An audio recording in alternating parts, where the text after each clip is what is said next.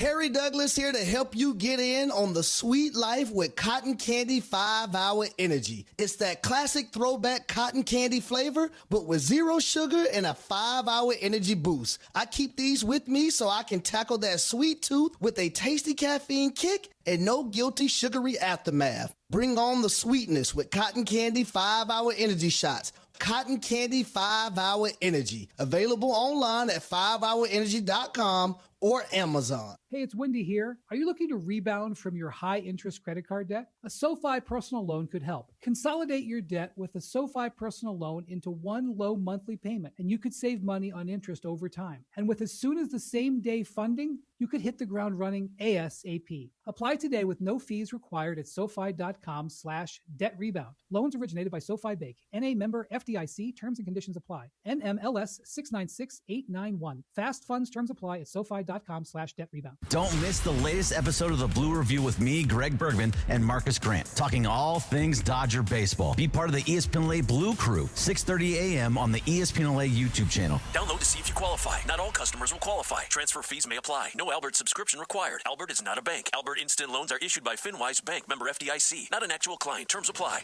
Kylie, what's wrong? I just got hit with a car repair bill. I'm behind on rent, and I feel like I can never save any money. Have you tried the Albert app? Albert is your financial assistant, helping you find ways to save and create custom budgets to actually grow your money. Plus, you can get up to $10,000 for big expenses, or advance up to $1,000 fast when you need cash right away. Albert can get me up to $10,000? Exactly. Albert spots you in a pinch and helps you grow your money in the long run. I'm downloading Albert right now. Download the Albert app and use promo code CLEAR to borrow up to $10,000 for whatever you need. The Albert app helps you budget better and save more money so you reach your financial goals faster. Download the Albert app right now and use promo code CLEAR to borrow up to $10,000. Use code CLEAR to borrow up to $10,000.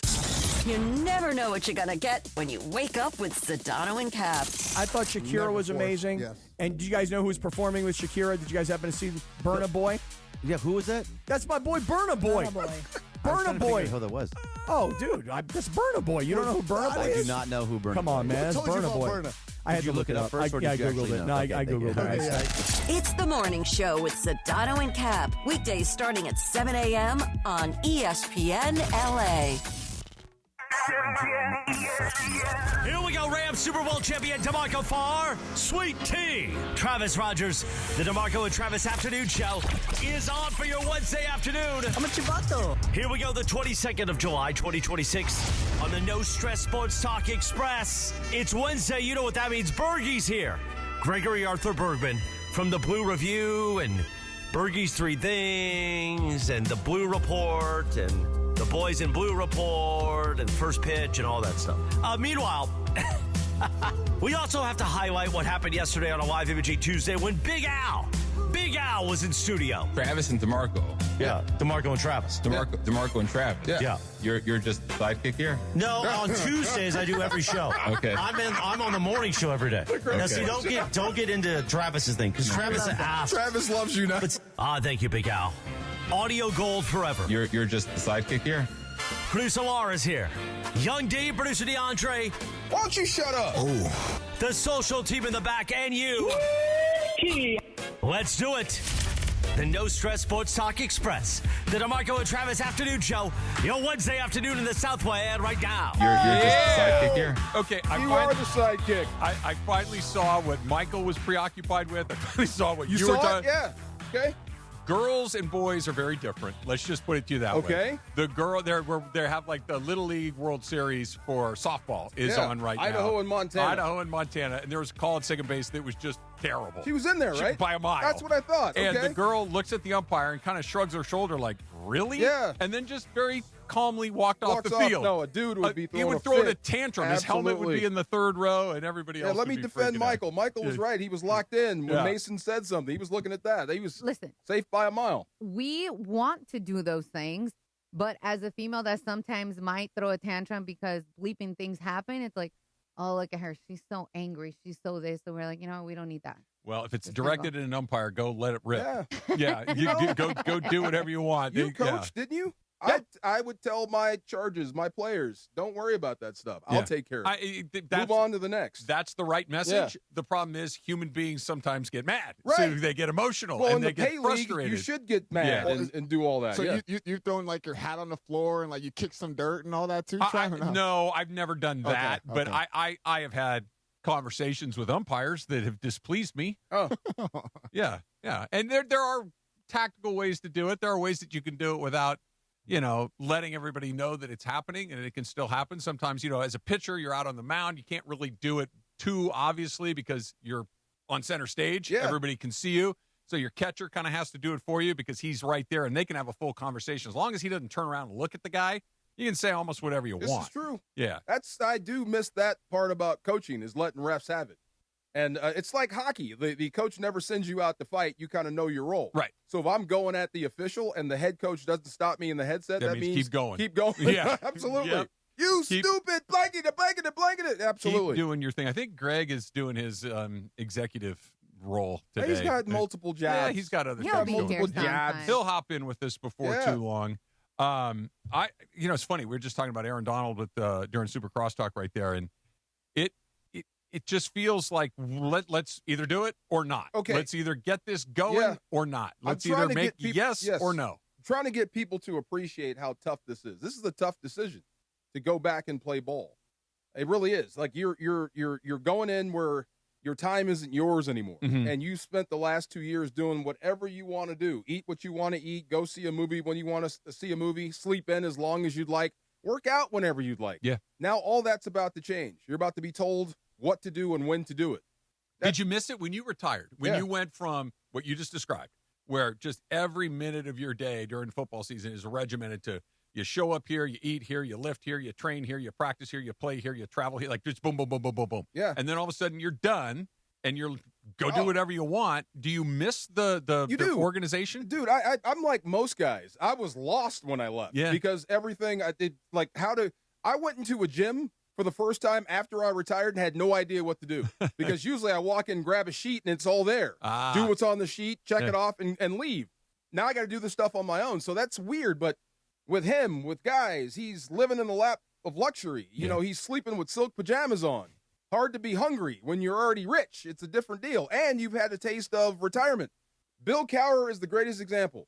Bill Cowher retired, went to TV and said, you know what, man, this seat is really comfortable. Mm-hmm. Yeah, I don't miss the stress of coaching. Aaron Donald, I don't miss the pain of recovering on Monday and Tuesday to get ready for a Sunday game. You know what I mean? If he goes too hard in the weight room and something is hurting, he don't have to worry about playing on Sunday. You can just wait it out. Yeah. Now you're going to put yourself back in that mode. This is not an easy choice for him. But if he's come back and kind of dipped his toe in the water, yeah, wouldn't he know that I didn't love that and like, okay, I'm out? Well, no, you can't do that. Yeah, if you show up, no, that's not what I meant. What I meant is like what we saw. What it was a week or so ago, where like, and you kind of went out and you're like, man, I don't love the fact that it's still being kind of strung out makes me think that he kind of liked the whole option. That's the downside. You haven't played ball yet. You've worked out. Now you got to go out there and play football to play football, and that's how you're going to know if you really love this or not. But once you start, if you're him, you just can't pull the plug. Why not? It's Aaron Donald. I mean, why not? That's when the Greg Bergmans of the world start saying, he quit. You think, I'm not going to say Greg, but do you think Aaron Donald cares what anybody like me has to say about him? Not at all, but the rest of us do, and we have to go back at Greg and say, look, if he didn't want to play, he didn't want to play. Right. Why did he come back if he didn't want to play? Well, I thought I did. It turns out I didn't. That's what I mean. This is a big decision. Like, you can get into this thing. I remember Alexander Wright, Ace Wright. He was the NFL's fastest man for a little while. Okay. Played for the Raiders, played for the Rams. Okay. Fast dude, couldn't catch a cold. Okay. Right. I remember the day he retired. Like, we were teammates. Yeah. And we were going out to practice, and we'd pass by the bathroom, and there he is without his gear on. Like, we got to practice. What are you doing? He's like, man, I'm just over this. Yeah. And we never saw him again. Yeah. Like, that could happen.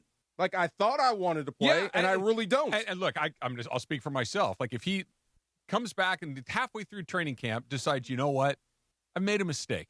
I don't want to do this. Okay. Yeah. Okay. Like, I don't think it would hurt him at all legacy-wise. Neither do I. But no harm, no foul. Yeah. Look, people make mistakes. People make decisions that, and he has the luxury of I don't have to go do this. I thought I wanted it. Yeah. It turns out I was wrong. Right. And I'm going to U-turn and I'm going to go back and enjoy the rest of my retirement. Now I know for sure I am full. I am done. But the fact that we're just kind of, parceling this out a little bit. And you said, camp starts basically right now. Coaches are coming in the next handful of days, and installs are coming, and game plans are coming, and depth charts need to be put together. Like, they kind of need to know. Yeah, hopefully you took some notes and you have a better oopening speech than Harbaugh. It's like Adam Silver. He needs to know. Yeah. Yeah. That was interesting. Well, I mean, I guess Aaron will drive ticket sales.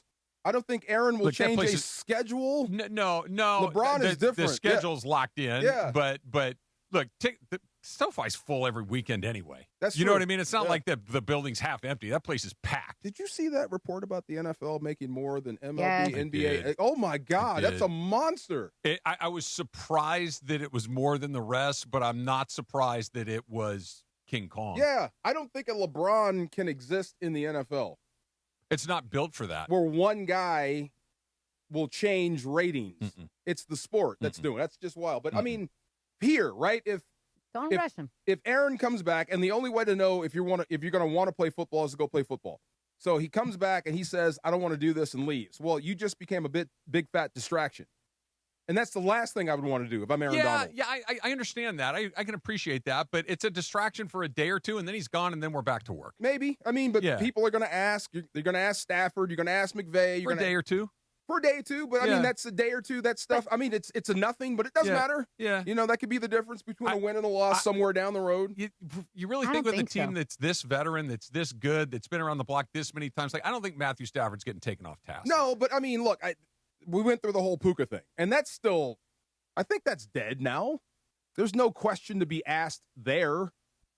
But I'm sure it comes up. I mean, it happened in the you're offseason. talking about as far as people asking the questions? Right. Yeah, I mean, things like that come up, and you have to answer those questions. It's a small thing, but it can become a big thing depending on how you ask that question. But the only way to know if you want to play ball is to play ball. That makes a ton of sense. For him. Does practice qualify? Yeah, that's what I mean. Get out there and compete. See what happens. See if you really love this again. Yeah, and look, and to your point, if that's the only way to figure out whether I want to do this or not, then go do it. Yeah. And then, get knocked around for a week, and if you just say, hey, man, this feels good to be back, great. Yeah. If you hit and go, hey, man, I'm full. Well, okay, Laura, fine. This is something you know about me when I go into the meeting room, your office, right? Yeah. What's the first thing I do when I walk in there? That you don't like it? Pull the shades. Yeah. Because I don't like direct sunlight. You know why? Because I was always out in the freaking sun. Now I have the choice, You right? got your fair share. Right. Aaron, now, like when he's hot or uncomfortable, he goes to air conditioning. He has an umbrella. You know what I'm saying? Now you got to go to a life of being uncomfortable all the time. Do you really want to do this? That's what, Right. and I can't answer it for him, but the fact that he's entertaining the idea of doing it, let's start doing it. And the Myles Garrett of it all. He's out there too. Let's go out there and see, and if it's what you want, awesome. Yeah. let's go. And if it's not, also fine. Yes. It'd be a little bit of a disappointment, but okay. Then you know what it is too, DeMarco? At that point, it's like we're officially done with this. Like once and for all, we're done. Like no more, Bigfoot footage from the treetops where you see him out on the practice. Like no more of that. It's like Aaron Donald is full. He's retired. We're done with this, as opposed to, I don't know, maybe when, and then the video's like, why is he working out like that? It's like, we will know once and for all, in or out. And it's not unlike the LeBron thing. Let's just make the call. He may not. And your point about, hey, man, you got to go do it to figure out whether you want to do it or not. Awesome. Then let's go do it, and then let's make a decision a week from now, 2 weeks from now, whatever it is. Yeah, Bruce at the end was still Bruce. Reggie at the end was still Reggie. Even J.J. Watt at the end, at various times, was still J.J. Watt. He can still do it. You just got to want it. Yeah.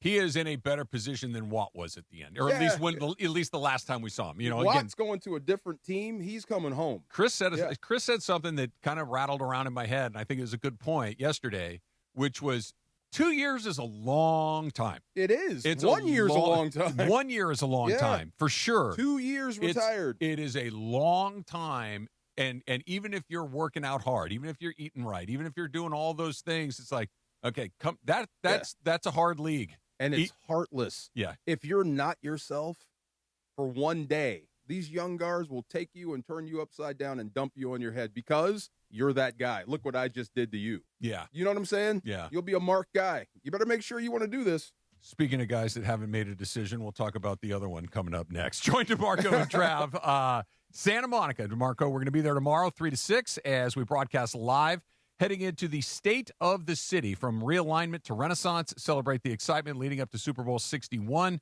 with giveaways, entertainment, activities, local partners, and a whole bunch more. For more event information, visit ESPNLA.com and click the Santa Monica State of the City banner. Trudell will be there with us tomorrow as well. Greg just popped in, so we'll get Greg in here as well, and we'll talk about, that guy right there, Mr. Bergman. Coming up next. It's DeMarco and Trav, ESPN LA. The Black and Gold are coming off a statement 3-0 rout over the Galaxy in Carson. Shot back post, and Son is buried, and it's 3-0. And now LAFC return home to BMO Stadium to take on Real Salt Lake on Sun Hung Min Bobblehead Night. And the smile on the face from Sonny. Catch Sonny and the Black and Gold back at BMO Stadium as they look to keep the momentum rolling. Pre-game starts tonight at 7 p.m. on 710 ESPN and the ESPN LA app. John Ireland here, and when it comes to vodka, I like a winner, and Blue Ice Vodka delivers. America's largest potato vodka. Double gold rated, just 64 calories an ounce, and made from Idaho potatoes. Clean, smooth, no additives. Blue Ice Vodka, vodka with standards.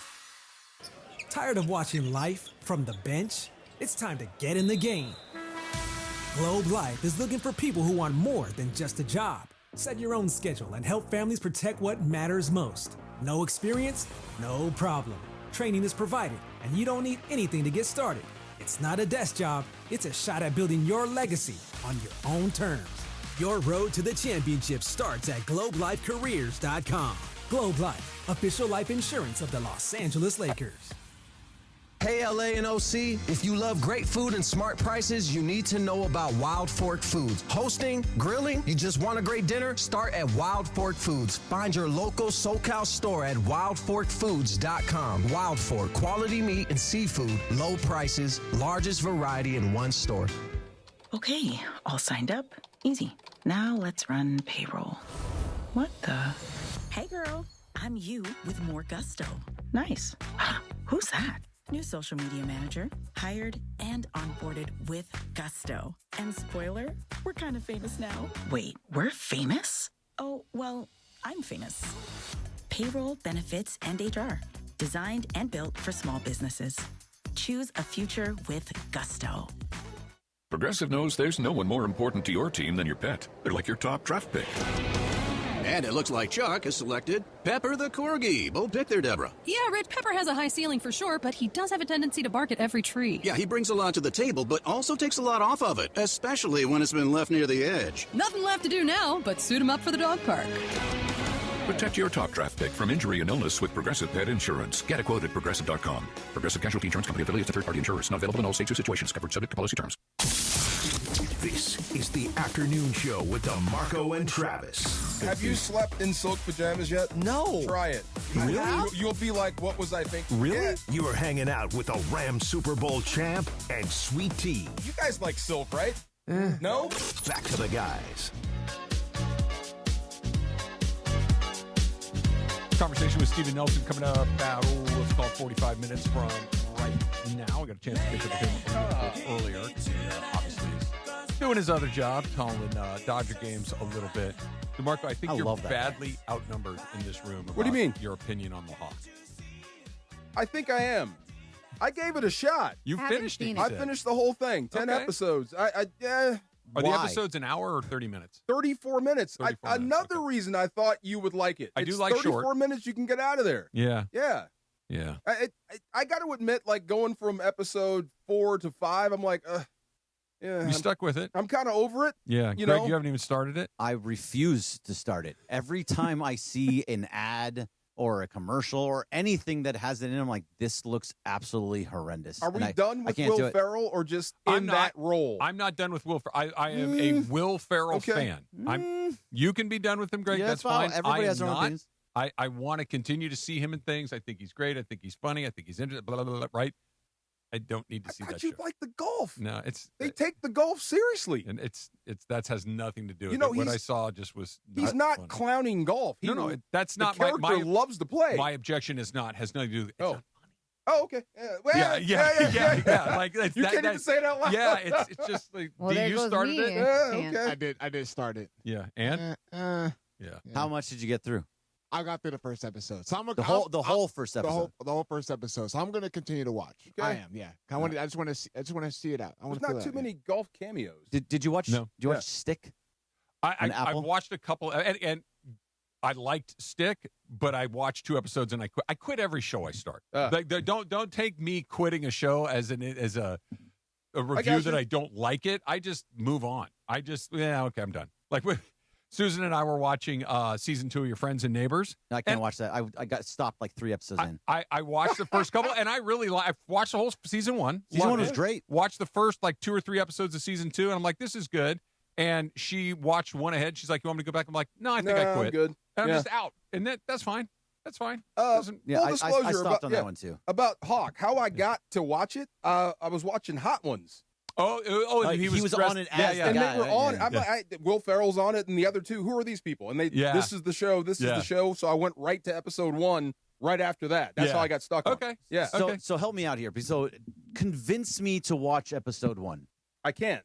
I really can't. I can't. No. Like what is the elevator pitch for the show itself? Like a 30-second elevator pitch, 10 obviously, I was dead wrong. I thought he might like it because it was golf. You would think he's trying to make a mockery of golf, but the character isn't. He's No, actually a real golfer. Yeah, It's a real person. It's based on a true story. No, I mean, but the person, the Hawk he's playing is a guy he's one major shy of the Grand Slam, and he wants it bad. The problem is his son's on tour, and his son's better than him. It's like him battling his son for a major. And there's the ex-wife that's there who's funny. I forgot her name. What's her name? I'd have to. She's hilarious. The caddy's funny. Just scenarios. Yeah. All right. Yeah. I'm Give it out. a shot. See if you like it. Okay. Nah, no I one's can't do it. selling this. Not at all. I thought I wouldn't be the only one watching. Yeah, this. Is it Okay. Molly Shannon? I want Molly Shannon. Yeah, I wanted to like it. Isn't that Superstar? Superstar. Yeah, That's her. Okay. And Yeah. Mary Catherine Gallagher. Yeah. Okay. Oh, Yeah. Mary Catherine Gallagher was great. She was a terrific Saturday Night Live character. Great. What was the one where she would kick? And kick. I'm 50. Like she was great along the way. We talked a little bit about AD and his decision and when it's going to come, and here we are. What's today? Today's Wednesday, the 22nd of July, and we're still waiting on the other guy to make his decision. And there's the report out of Miami that somebody leaked a video that they weren't, or a press conference date for LeBron, and they weren't supposed to do that. And now it's Cleveland, and now the Warriors are out because it's like it just seems like we're just going around the block all over again with really no new information. I have one question. Yeah. Is LeBron or Clutch Sports making money from all this delay? I mean, they aren't Are you monetizing capitalizing it. Yeah. I don't are know you if they're capitalizing monetizing on it. this? Well, what's the benefit? It's an interesting question. I don't know if they're making money on it today, July 22nd, but if there is some sort of documentary that at some point will be released, and this is the beginning of Act 3, the last season, and the process of making his decision, and could I go here or could I go there, and they're shooting this, and then they intersperse, here's Brian Windhorst talking about this, and here's this NBA insider talking about that, and they just kind of, and they're putting it together, and you got to stretch it out. Then maybe at some point, maybe. Are you going to watch that documentary and see this happen, what we're going through right now, and go, oh, this is really compelling stuff? Or are you going to be like, this is annoying? Like it is right now. Depends It's on what's annoying going on. right now. Depends on what's going on. And it depends on when it comes out. Yeah, like in a pandemic, like the last. Well, let's hope not. It wasn't Let's just hope that. That was a huge part of it. Don't get me wrong. Yeah. But it was basically 20 years after we'd seen him for the last time. Yeah. So kind of dipping your toe back in the MJ water was pretty fun. Yeah. Like we hadn't seen and heard from Michael in a really long time. Yeah. And all Isaiah's of a sudden. still mad. Yeah. And you get to go back in. It's like, oh, right. Michael Jordan, Scottie Pippen, Steve Kerr, Phil Jackson, Dennis. Like, yeah, let's do it again. Yeah. So, but if they run this thing a year from now, then of course that's a reaction. But if they sit on it for a period of time, and then let it come out, I think, yeah, you But will for want to go max through it again. impact, right? It's got to be this week. Camps are opening. Well, according to the Right? leaked video from the Heat, it's the 27th, which 27th. is That's Monday. right. That's right Next week. before camps really get underway and football takes I don't over. think he cares about camp. Well, but you want maximum coverage. Like if LeBron chooses a team, you want to be only I'm with talking you. about that. I'm You know with what I you. mean? I'm with you. Yeah. That while training camp, look. Let me give you a scenario. Like yeah. say you start camp and Kirk Cousins rolls an ankle or blows a knee out. Everybody's don't talking put about that it. I'm just, juju on me. well, I didn't want to say anybody else. I'm just, I was trying to think of a safe spot. You know what I mean? Put that on us! You got a first rounder. You know what I mean? Like somebody gets hurt in camp. Mm-hmm. That's going to lead the news cycle. And then LeBron announces. Now you're sharing it. Right now, there's nothing going on. LeBron will go first no matter when he does it, but I agree with you. If we're in the, it will be LeBron made his decision, making some. He's going back to Cleveland. We'll spend, and I'll use Sports Center, right? Like we're going to spend 10 solid minutes on LeBron. But we are going to camp, right? And we are going to go over this, and we're going to get away from it. Now we'll come back to it. But Spend if he a does whole it, lot of money. if he did it today, that's it. Everybody's that's talking all about that's it. there. Yeah. So you're going to spend an hour on it. Yeah, there's nothing going on right now besides baseball. There's Yeah. nothing that can take over. So if he was smart, sure, that was what he doing. And I think he is a very smart man and would do things like that. I think it's whether or not he may not have that, because I saw a report just a little bit ago that the Warriors and the Cavaliers are both still trying to get AD, or Rich Paul and Clutch are trying to get AD to both of those places because that will show where LeBron's going to go. So this AD thing is really starting to come up once again, whether the Wizards will actually make the trade or not. So if that takes till next week, I don't know. He doesn't have a timeline. What you just said, and it you know what it does do is it informs, because my great frustration with this has been, what are you waiting for? The chess game is over. Like you're the last move to be made.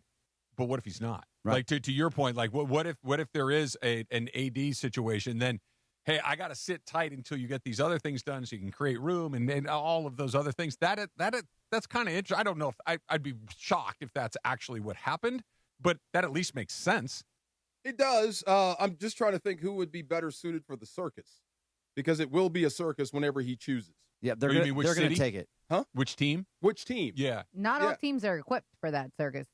You know what I'm saying? Market-wise. Philadelphia, to me, seems like with Jaylen Brown coming in, they seem like a team that's gunning for championships. Would they not be closer to it with LeBron, though? But there's a circus coming to town. It's going to be a new So way. you think they'd forego the talent because they don't want the noise?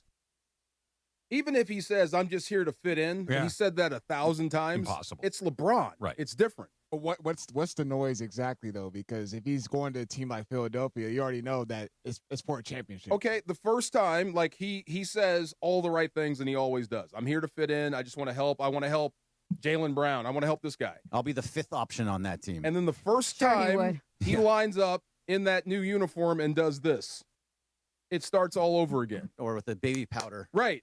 That's what I mean. It starts How great. all over again.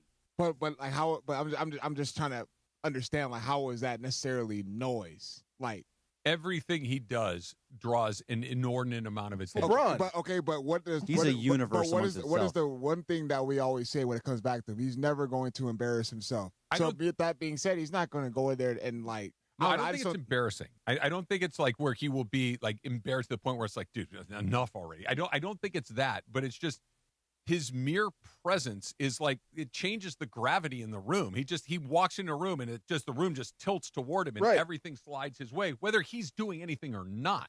Even if he's just showing up, going to practice, going to games, playing really well and leaves, his presence changes. He's not just Yeoman Johnson. He's LeBron James. Right. You know what I mean? He's Right. that guy. Imagine being a guy that's trying to be a team leader, right? And you're trying to break him down after practice, and you want to say something inspirational, and LeBron's staring at you. You know what I mean? That would be weird. That changes things. Changes the dynamic. He's staring at a guy's like, if it's Philadelphia, he's like Joel Embiid, who rarely ever plays, but still, that's his team. That's Tyrese Maxey's team. Yeah. It always has been. If that's the case, he's not going to be the one going in there and be like, okay, now I'm the center of the attention. It's Jaylen Brown coming in there. I don't know. I don't think the noise portion of in that place Of course, you'll get the media noise. Every but, place. Yeah, it is. No, It's you're LeBron, right. man. But I don't Yeah. know. I don't know if that it will be as much inside as it is You outside think? noise. He shows up. He sells more jerseys than your superstar day That's one. gonna happen. I think the one place Right. that he could Well, be it's a new player, new team. Everybody just kind of just like, yeah, whatever. It literally doesn't really put any ripples on the planet. Is Golden State. Yeah, Steph doesn't give Steph's a damn. there. Draymond doesn't give No. a damn. Steve Kerr knows how to deal with that stuff. Like that's the one that I think is the least noisy. That's where I think he those goes. other Me places too. are far See, more noisy. I think that's where he goes and just becomes you a basketball called it player. 3 months ago. Well, it seems like it's something he would do, Yeah. right? But I can go there and just be a basketball player. Every place else, I think you'd have to be LeBron. You know what I mean? Does that make any sense to you? Yeah. Yeah. I mean, he's going to be no matter what, Maybe no matter Miami where he Heat, goes. yeah. He's well, even there, he's not the number one It's option Giannis. there. Giannis It's is the number one Giannis, guy. Bam. And if It's he gonna goes, he goes to Minnesota, like Anthony Edwards is their guy. Like that is their superstar. Are they even really still in it? Is Minnesota, you think, still in it? I think they're still in it. They got a Nah. lot of young guys on that team that can. The They're LaMelo solid. portion of it is always going to be like, no, okay, I good would luck. love to see that. Which one? Just the LaMelo and LeBron on the same Oh, team. that'd be Just so fun. just for the fun of Please. it all, right? Yeah, just to watch the look on his you face. talk about oil and vinegar, right? Like those two What are things. you doing? Oh, good shot. yeah. That would be like he'd be looking at like, this is seriously how we're going to do this. Okay. What did I do All to right. the game? Right. Wow. Right. What did Where did I do? Where did I Oh go my wrong? God. The first time LeBron doesn't pass to LaMelo, LeVar's going to go crazy. True. One last thing, Who DeAndre. cares? This is what I Yeah. mean about the LeBron effect. Wherever he That's goes, noise. no matter how he plays, he's probably going to be everybody's first interview, post-game interview. You know what I mean? No, I get that, but I feel like if him joining a team like the 76ers, the expectation is already known that like, hey, this is LeBron James. Like, there's nothing that we can do about it. Like, Philadelphia already kind of has their team established. LeBron's going into this. I mean, we don't know if it's going to be his final year. We don't know if it's going to be an additional 2 years. We don't know. But I'm just saying that like him going to a team like Philadelphia or Miami or stuff like that, they kind of already got their cornerstone franchise. You know what I mean? So I that's why the noise part of it might be external, but I don't think it's going to be Go making to noise in the Cleveland. locker room. They'll embrace the noise. We got plenty of time to keep talking about Of course. it, right? Because he's apparently not going to make his decision Right. anytime soon. The Rams season right around the corner. Cannot wait. Tune in tomorrow 6 to 9 for a special Rams Revealed live broadcast on 710, the ESPN LA app, and on YouTube. Cappy and Geeter live from the YouTube theater talking to Rams legends like Eric Dickerson, Jackie Slater, and Kevin Demoff. And, of course, there may be that big announcement. Tune in to find out. That's a fun event. I've done it the last couple of years. You and I did it together one year, DeMarco. It's a very cool event. So everybody's make sure you check that out. what do you call that? Everybody's above 500. Everybody's in good. Nobody's lost yet. That's it, right? Yeah. Everybody's in the Super Bowl. Nobody's lost a game. That's Greg, right. I'm very excited to do first pitch with you. I have a question for you about Max Muncy that kind of hit me. I asked Steven Nelson about it a little bit earlier that you're here coming up, and can't wait to hear what you have to say about it. Can't That's wait to coming up answer. next. First pitch with Greg Bergman, DeMarco and Trav, ESPN LA. I am so glad that you guys got to hang out with Big Al. We all did.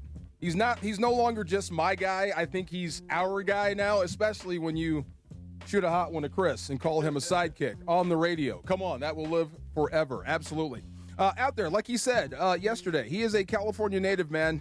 He loves L.A. He cares about us as people. So he's been doing this for more than 15 years. If you get in a wreck, if somebody rear ends you or you have a fender bender, you need to have this number on standby so you can call him ASAP. 1-800-HURT-123. That's 1-800-HURT-123.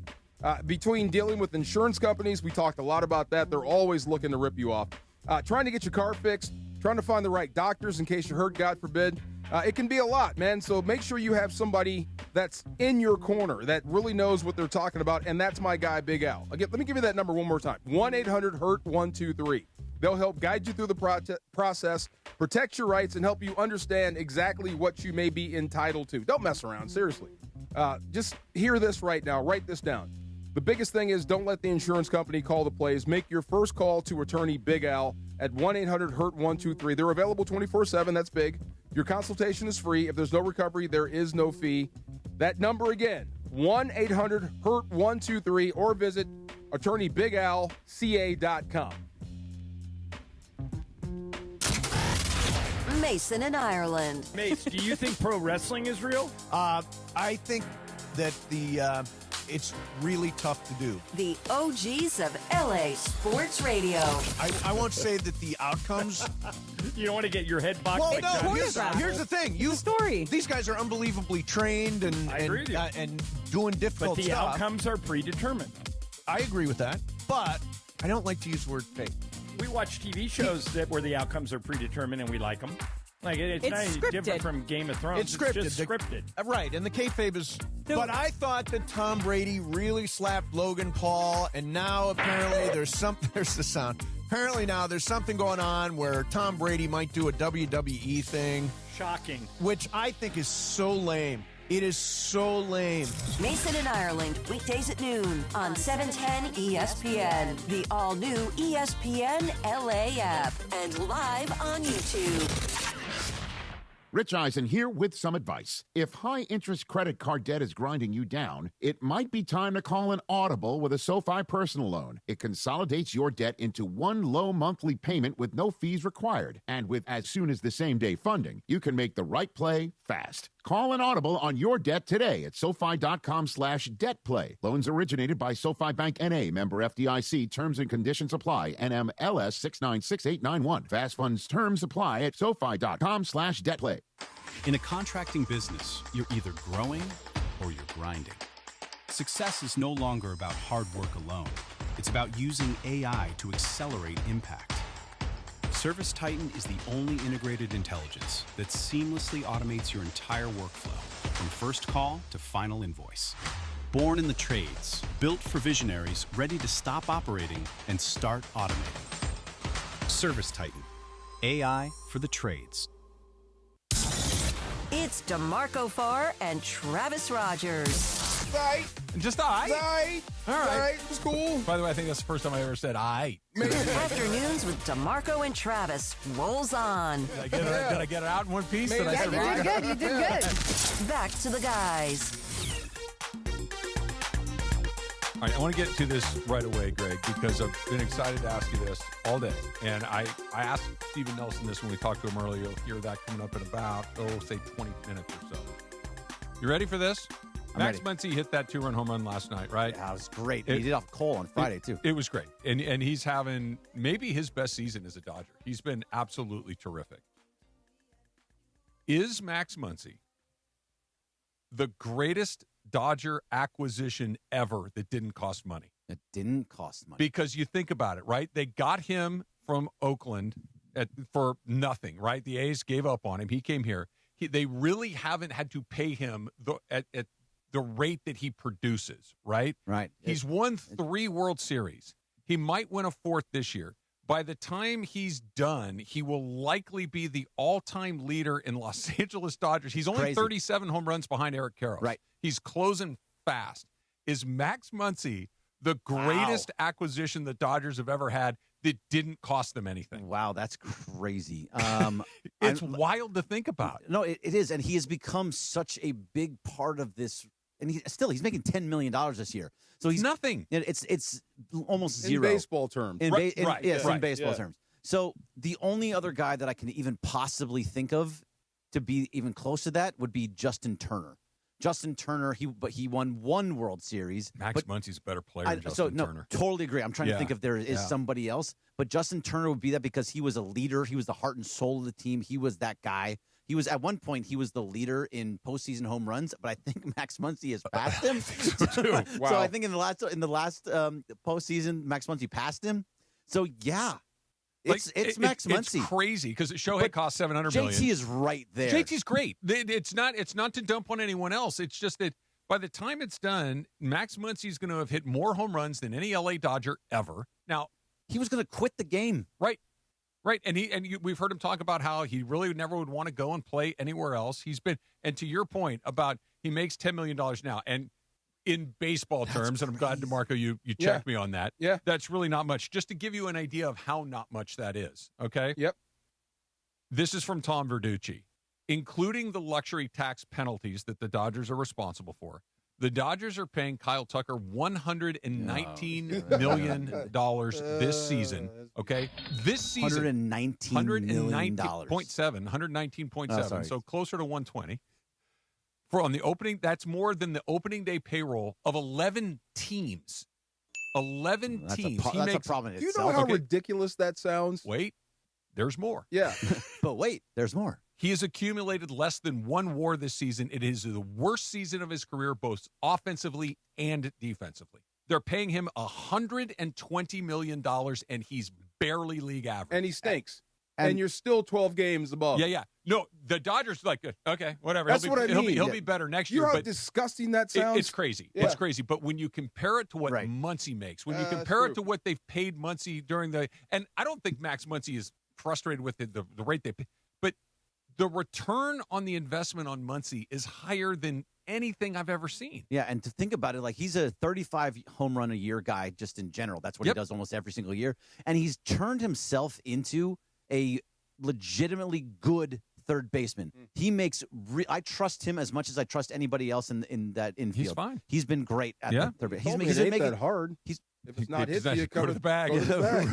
No, but he makes some of these. He makes some plays. You're like, oh wow, that was a great play. Yeah. What he did last night was good. He also has these plays where he's going across the baseline, grabs a ball, and turns, spins, and throws it to Freddie Freeman, who obviously helps in that situation.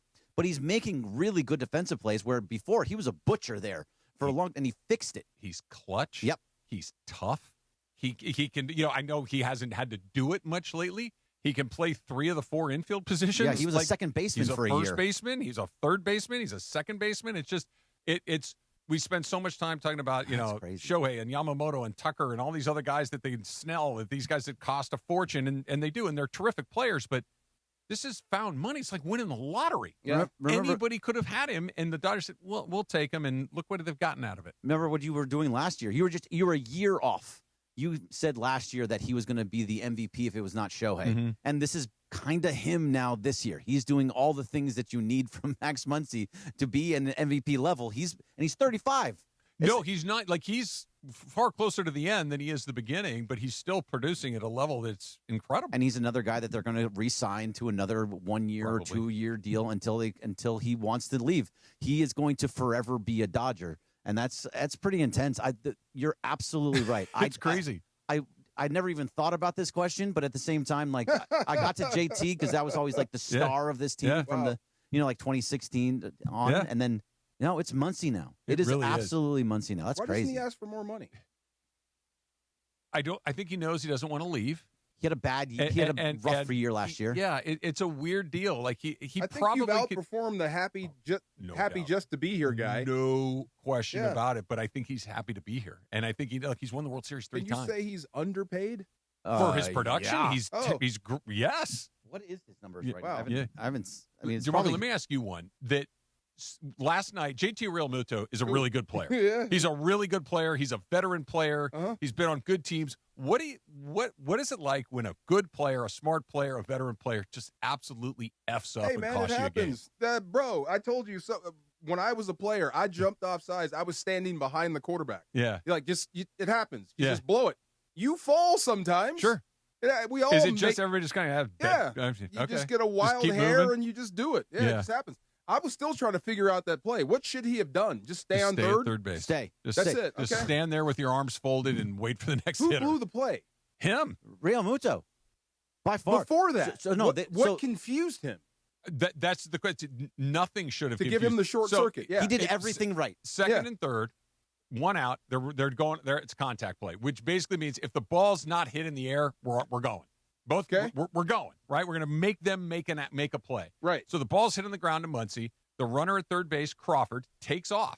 He's out by a mile. So he does the right thing. I need to stop and get in a rundown get in this, to allow get you to third. to let this guy get to third, and just as important, to allow the hitter to get all the way to second. So what would fire in his head to say go back to second? I have no idea. No idea. I literally can't come up with something. So I texted Travis and I was like, "Is there some kind of rule that I'm not aware of that he had to go back to second?" Because there was nothing that could have happened in there that you go back to second ever. He was right. Everybody did everything right on that play, except him. Except him not stopping. And he's not a rookie. He's not known for being a knucklehead. He just fouled up. Kick returners when they field the ball and one foot's on the goal line and they don't know what to do. Right, and then they take a knee. Yeah. That you got to bring that out. Yeah. Oh, I didn't know. I just blew it. That sort of stuff. Yeah. Yeah. It was. We'll take it. Yeah, of We'll course. take the win. What a way to end the They're game. down 2-0 right now because I think Alec Boehm hit a home run. Yeah. Shohei had a little bit of a hiccup there, too. See, it happens to the best of them. That was an error of aggression. That wasn't an error of stupidity. But They're different. They're very different. But it's still a mistake. There are mistakes, but if you're making a mistake because you're just trying to make something happen, I can live with it. If you make a mistake because you don't know the rules, then we're doing something. He thought he was doing How the right does thing. he not know the rule, though? But it wasn't the right. There's no. It's literally like you asked. Like, There's no. What are you? What are you doing? Yeah, Right. like what were you trying to accomplish? If you asked him that, I'm sure he'd be like, I don't know. Lost my mind for half a The second. only thing I can think of is that he wanted somehow for Crawford to get back to third, and that he's the fast guy. He wanted to have run maybe instead of him, so he was running back to let second. Crawford get back to the bag and then step off. You don't run back to second base. No, before he gets back there, when he's caught in a rundown, it was wild. so weird. It was wild. It was not good. No. What is good is the Far Side. And All that's coming right. up next. It's DeMarco and Trav, ESPN LA. Don't miss the countdown to kickoff. Presented by BMO, official bank of LAFC. Big show coming up today. After a big 3-0 LAFC win in Carson last week, I got Black and Gold captain Aaron Long coming up on the show to talk about the clean sheet victory against the Galaxy. We'll also talk about Sonny's first MLS goal of the season, and we'll get you ready for LAFC's next match versus RSL. Join me tonight at 6:30 p.m. BMO presents Countdown to Kickoff, hosted by Mario Ruiz on ESPN LA. Guys, Pizza Hut takes me back old school. Birthday parties, Little League, Friday nights, there was always something special about the Hut. Now, celebrate again with Pizza Hut's new throwback value menu. Iconic favorites like a personal pan pizza, breadsticks, and a 2-liter soda starting at just $4. Feed the family with the original stuffed crust pizza, $11.99 for a one-topping medium. Try new additions like triple cheese, mac and gooey s'mores sticks. Go to pizzahut.com or order now on the Pizza Hut app. Los Angeles, your Rams have reloaded, and they're ready to kick off their 2026 campaign. Reigning Defensive Player of the Year Myles Garrett joins reigning MVP Matthew Stafford to lead the Rams into massive matchups against the Bills, Chiefs, Cowboys, Packers, and more. To experience every matchup live and enjoy home playoff ticket access, plus interest-free monthly payment plans and stadium event presale access, visit therams.com/2026. Again, that is therams.com/2026. Get your Rams season tickets today. Hi, it's Ramona Shelburne. Right now, lease a brand new 2026 Hyundai Palisade SE for just $299 a month. Comes with owner's insurance and America's best 10-year, 100,000-mile powertrain limited warranty. Take it from me. With next-level customer service and incredible dealer incentives, your next Hyundai is waiting for you at Hyundai of Glendale. Call 818-222-8000 or check them out at HyundaiofGlendale.net. $299 per month plus tax. Close annual lease for 24 months. $47.49 total due on signing plus government fees and taxes. Unapproved above average credit through HMF. Social security deposit. 7,500 miles per year. 20 cents per access miles. Expires 7/31/26. Prizes, flyaways, even cash money. You want it? We've got it. Find a list of all contests and official rules by visiting ESPNLAcontests.com. That's ESPNLAcontests.com. The home of the Lakers. And now the home of the Rich Eisen Show. Weekdays 9 a.m. to noon. KSPN Los Angeles. A Good Karma Brands radio station. And it is the DeMarco and Travis Afternoon Show right here on ESPN LA. The Far Side. And it's time for the Far Side, presented by our friends at Highlands. The Far Side. Weekday afternoons at 4 p.m. Time for the Far Side with DeMarco Farr, right now on the Travis and DeMarco Afternoon Show on ESPN LA. I feel like Adrian Broner right now. Have you been watching that live stream with him, Adrian Broner, that whole thing, Dean the Great? Yes, I have, yeah. Did you see when he brought his kids on there? Did not see that, no. Okay, he's got, like, grown kids. And obviously, like, he hasn't been home a lot with them. But he was trying to pass off some fatherly advice. Okay. And it was a real man his phone never runs out of a charge. Like, you never have a phone where there's no battery. Okay. Like, that was his message? That was his fatherly advice. Okay. I'm like, part of the course. Makes sense. Yeah. I feel that way now. My computer just went dead. Yeah. So I'm trying to plug this in. And then I realized we're going to the far side. Yeah, all right. All right. Anyway, the far side. I got two guys from high school that are in town. They went Nice. to Disney. And they're kind of like how Chris describes Marcus. Okay. They are Star Wars brothers. Okay. So they went and saw the whole thing, and they send me pictures. They're holding lightsabers. Oh, that's cool. These are my guys. One's name is Ton, T-O-N. Okay. He's a pilot now. Great guy. And Airplanes, helicopters. Okay. Flies all over the world. Okay. I think he's like a captain. Like of a commercial airline? Yeah. Oh, cool. Yeah, he's been flying forever. And Tyrone is kind of the artistic one, so he's an artist. Okay. Great dude. Used to have a Jerry curl. Ready for the World. Had nothing on him. Like Coming to America, Jerry curl? Like, have you seen the group Ready for the World? Like, this is when Jerry. Look it up. I mean, like Pinky from Friday. Nah, not like that. Okay. Not like that. A little more style. He was that guy. So it was a Jerry curl that was kind of like long and pressed, curled at the end. He was that dude. So he's in town. And, you know, they always give me stuff. They were the non-athletes part of my life. Okay. My creatives. Oh, yeah. So we would sit in the debate room. Yeah, there you go. Yeah, okay. Yeah. That sort of Jerry curl with the shag in the back. Yeah. So we would sit, talk about the world and whatnot. So they always remind me of stuff that I forgot or I'm trying to forget. So they brought up a song, and it's a Bobby Brown song, and it's the Ghostbusters 2 song. Okay. Well, I guess we'll have to take Oh, yeah, I remember that. Yeah. I remember it. We all went out to see that movie, and the next day I left for college. Okay. Right. So that was kind of the day we all broke up. That was kind of our deal. But I had a girlfriend at the time, and she was 2 years younger, and they reminded me of that. So it was so funny the first day I met her. I knew Travis. As soon as I saw her, this was going to be a problem. That song. Right. As soon as I saw her, this was going to be an issue because she was actually dating my cousin who was on the football team with me. That's problematic. It was a problem. Yeah, And, yeah. There's some trouble ahead. so they're sitting there with her, and straight out of a John Hughes movie, right?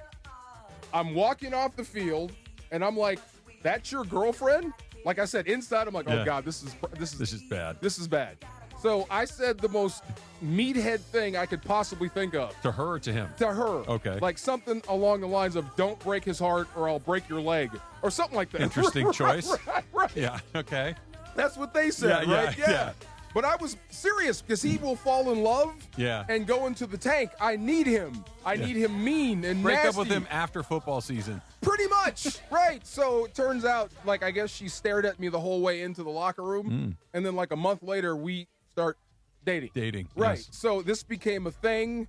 How'd your cousin take that? Well, it became a ceremonial thing where he had to protect his pride, his image. Sure. So we had this big dust up in the middle of the schoolyard. Oh. And we're talking to each other like no hitting in the face, right? That one sort of of those. stuff. Right. Understood. So we let it happen. So Understood. they're bringing all this stuff up again. Okay. And then they got to the part where after I left for school, this is the stuff I didn't know, right? So they're telling me all this stuff. I'm embarrassed. They're having fun with me, taking pictures, telling me all these stories. And then they said, as soon as you left for college, we hit on her. Sounds Men are about right. gross. Wow. Just gross. Isn't that terrible? That's Yeah, terrible, right. I mean, this is like 1989, and they're just now telling me. Right. Hey, look, 40 years is the statute of limitations on these things. Right. I still can kick your ass, Yeah. right? Y'all are just nasty. They said, like, the week I left, they started. Isn't that terrible? It's both terrible and not even a little Not surprising. even surprising at Yeah, all. yeah, Yes. it's both. Oh, my God. The great dudes, though. I'm glad they're here. I told them to come. When was the last time you saw him? I haven't seen Ton since we graduated. I see From Tyrone high school? From high school. Oh, wow. And we were tight. We were. Richmond is. It's not a huge place. It's not a huge place. Yeah. It's an interesting place. There's Yeah. a lot that's going on, and then there's a pocket of we're not a part of that. So that Okay. we all kind of hung out together. So Yeah. Ton is more like me. Okay. You know what I mean? Sure. So I haven't seen him since high school. He flies all over. I basically track him through Facebook. Okay. Yeah, every time he sends a picture, he's Have someplace you gotten else. together with him, or they just sent you pictures from Disneyland? No, I got together. Oh, We- okay. yeah, I didn't go to Disney with him. Yeah, I'm yeah. like, you guys do it. I've done it a million times. Yeah. You go, we'll go have dinner. Yeah. Yeah. That. Have you done? You haven't done the dinner yet? No, we did. Oh, you and that's did? when they laid it. Oh, Right. That's when okay. they laid it on That me. must have been so much fun. I love when you get to see somebody you haven't seen for a long time that you have all those great memories with, and you can kind of reminisce and all Yeah. that. It's a really nice time. The other guy, Tyrone, that's my dude. So we got thrown out of shop class Metal our or junior wood? year. Huh? Metal or wood? No, it was our sophomore year. This was metal shop, Okay. Mr. Equistapace. Yeah. We got thrown out because we refused to stop speaking with a Russian accent. Do I want to ask? All right, I'm going to ask. Do it. Why were you speaking with a Russian accent? I mean, think of it. You saw Rocky IV. Rocky IV, Yeah. No retreat, no surrender, everything. The Russians were the bad guys. But there was You saw Red Dawn. Yes. Yeah. But the national anthem was kind of cool. Oh, yeah, it's not bad. So we were singing it at the top of our lungs. I didn't know this dude. Our teacher was like a dyed-in-the-wool, like he had people that died in World War II. Oh, jeez. He was mad. Yeah, well, yeah, sure. Oh, my God. Yeah. It was good to see him, but I would just tell people, just let sleeping dogs lie. That's not cool. Really, you both hit on my girlfriend when I left. We were still together, you know. Right. DeMarco, I have a very important question that I don't know if I want to ask right now or wait a couple of minutes. You sure? Go ahead. You sure? Go ahead. All right. What were you doing your freshman year at Of Washington? course. Don't bring that up. Again, nasty. That's why Don't bring that I feel up. like That's not the point. Your friends probably knew you, Yeah. and you knew your friends. So I think there's this unspoken agreement on what was happening both in Seattle and in Richmond. I mean, but they broke the rule. I didn't. Well, I was up in Seattle. No, They didn't know. you all Nobody broke knew. the rules. Yes. What happens in Seattle stays in Seattle. It's and not apparently Vegas. what happened in Yes. Richmond stayed in We Richmond got for pictures 28 together. years. Right. We got pictures, all of us together, one You big didn't group. see him again? Yeah, Or I they headed think out? they're heading out Okay. on Friday. They're going Okay. back on Friday. They're going to Universal Studios now. I love it. Yeah. So they're just doing the whole L.A. tourist They're route. big nerds. Yeah. They're big nerds. They're big nerds. I think Ton actually flew himself here. Oh, wow. Yeah, that's the cool thing. Yeah. Does he have his own plane, or He has a was? Cessna. Oh, okay. Yeah, so he uses that to go up and down California. Now, your friend is a different example of this because he flies commercially for his job is pilot. Right.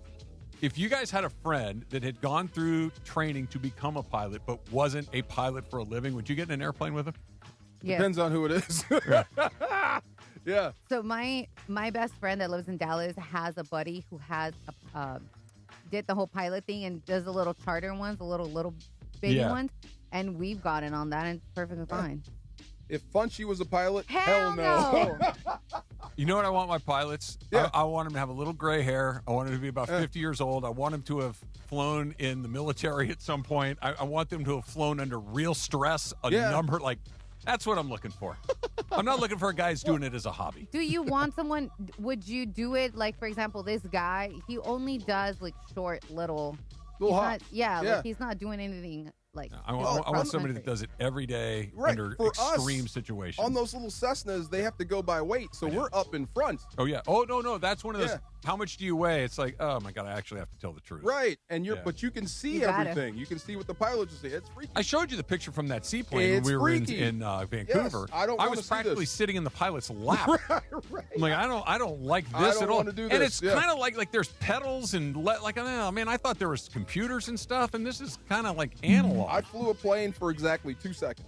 You did? I did. We were on Stan Kroenke's plane, his jet prop.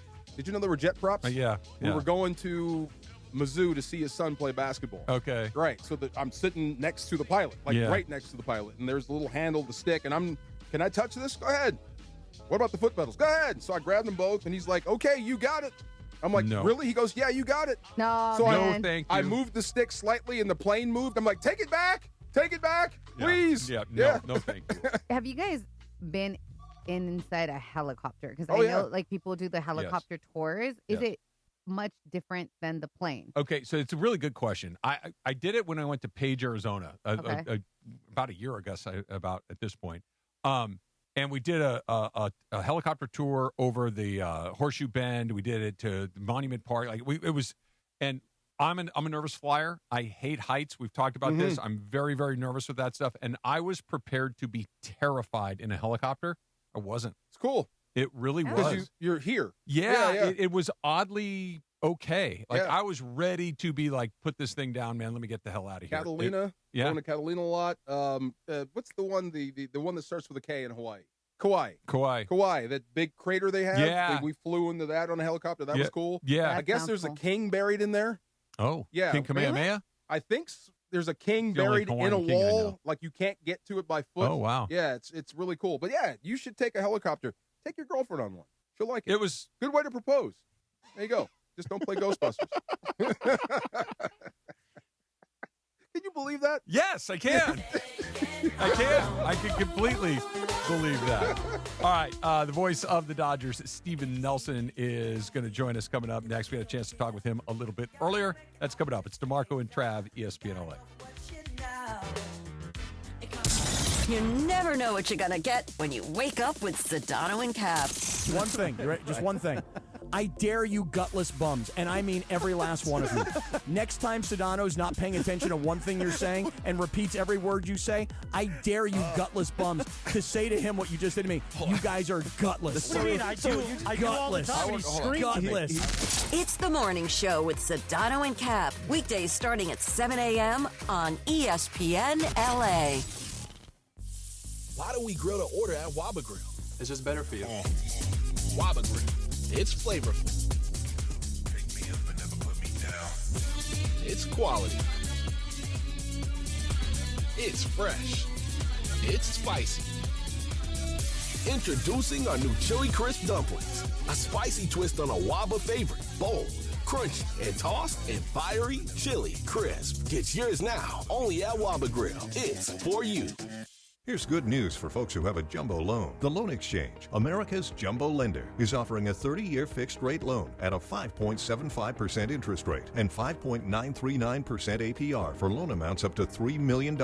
So if you have a mortgage with an interest rate of 6% or higher, give America's jumbo lender a call at 833-436-8800. You drive around to find the cheapest gas, so why not refinance your mortgage? Every day you wait, you're wasting money on needless interest. Go to theloanexchange.com or call 833-436-8800 to find out what your savings will be with a new 30-year fixed-rate loan at 5.75% interest rate and 5.939% APR. NMLS 1637539. Loan subject to credit approval. See website for licensing information, loan terms and conditions. Equal housing lender. That's theloanexchange.com or call 833-436-8800 for a 30-year fixed-rate loan at 5.75% interest rate and 5.939% APR.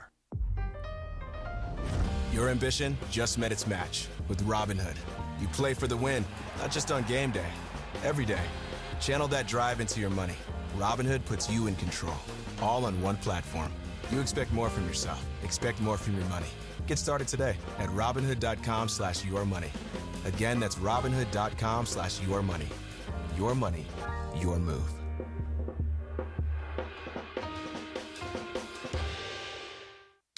If Twisted Tea Hard Iced Tea was your best friend, it would be the kind of friend that starts an impromptu dance party in the supermarket aisle that turns into an all-day pool party rager at your place, and you don't even own a pool.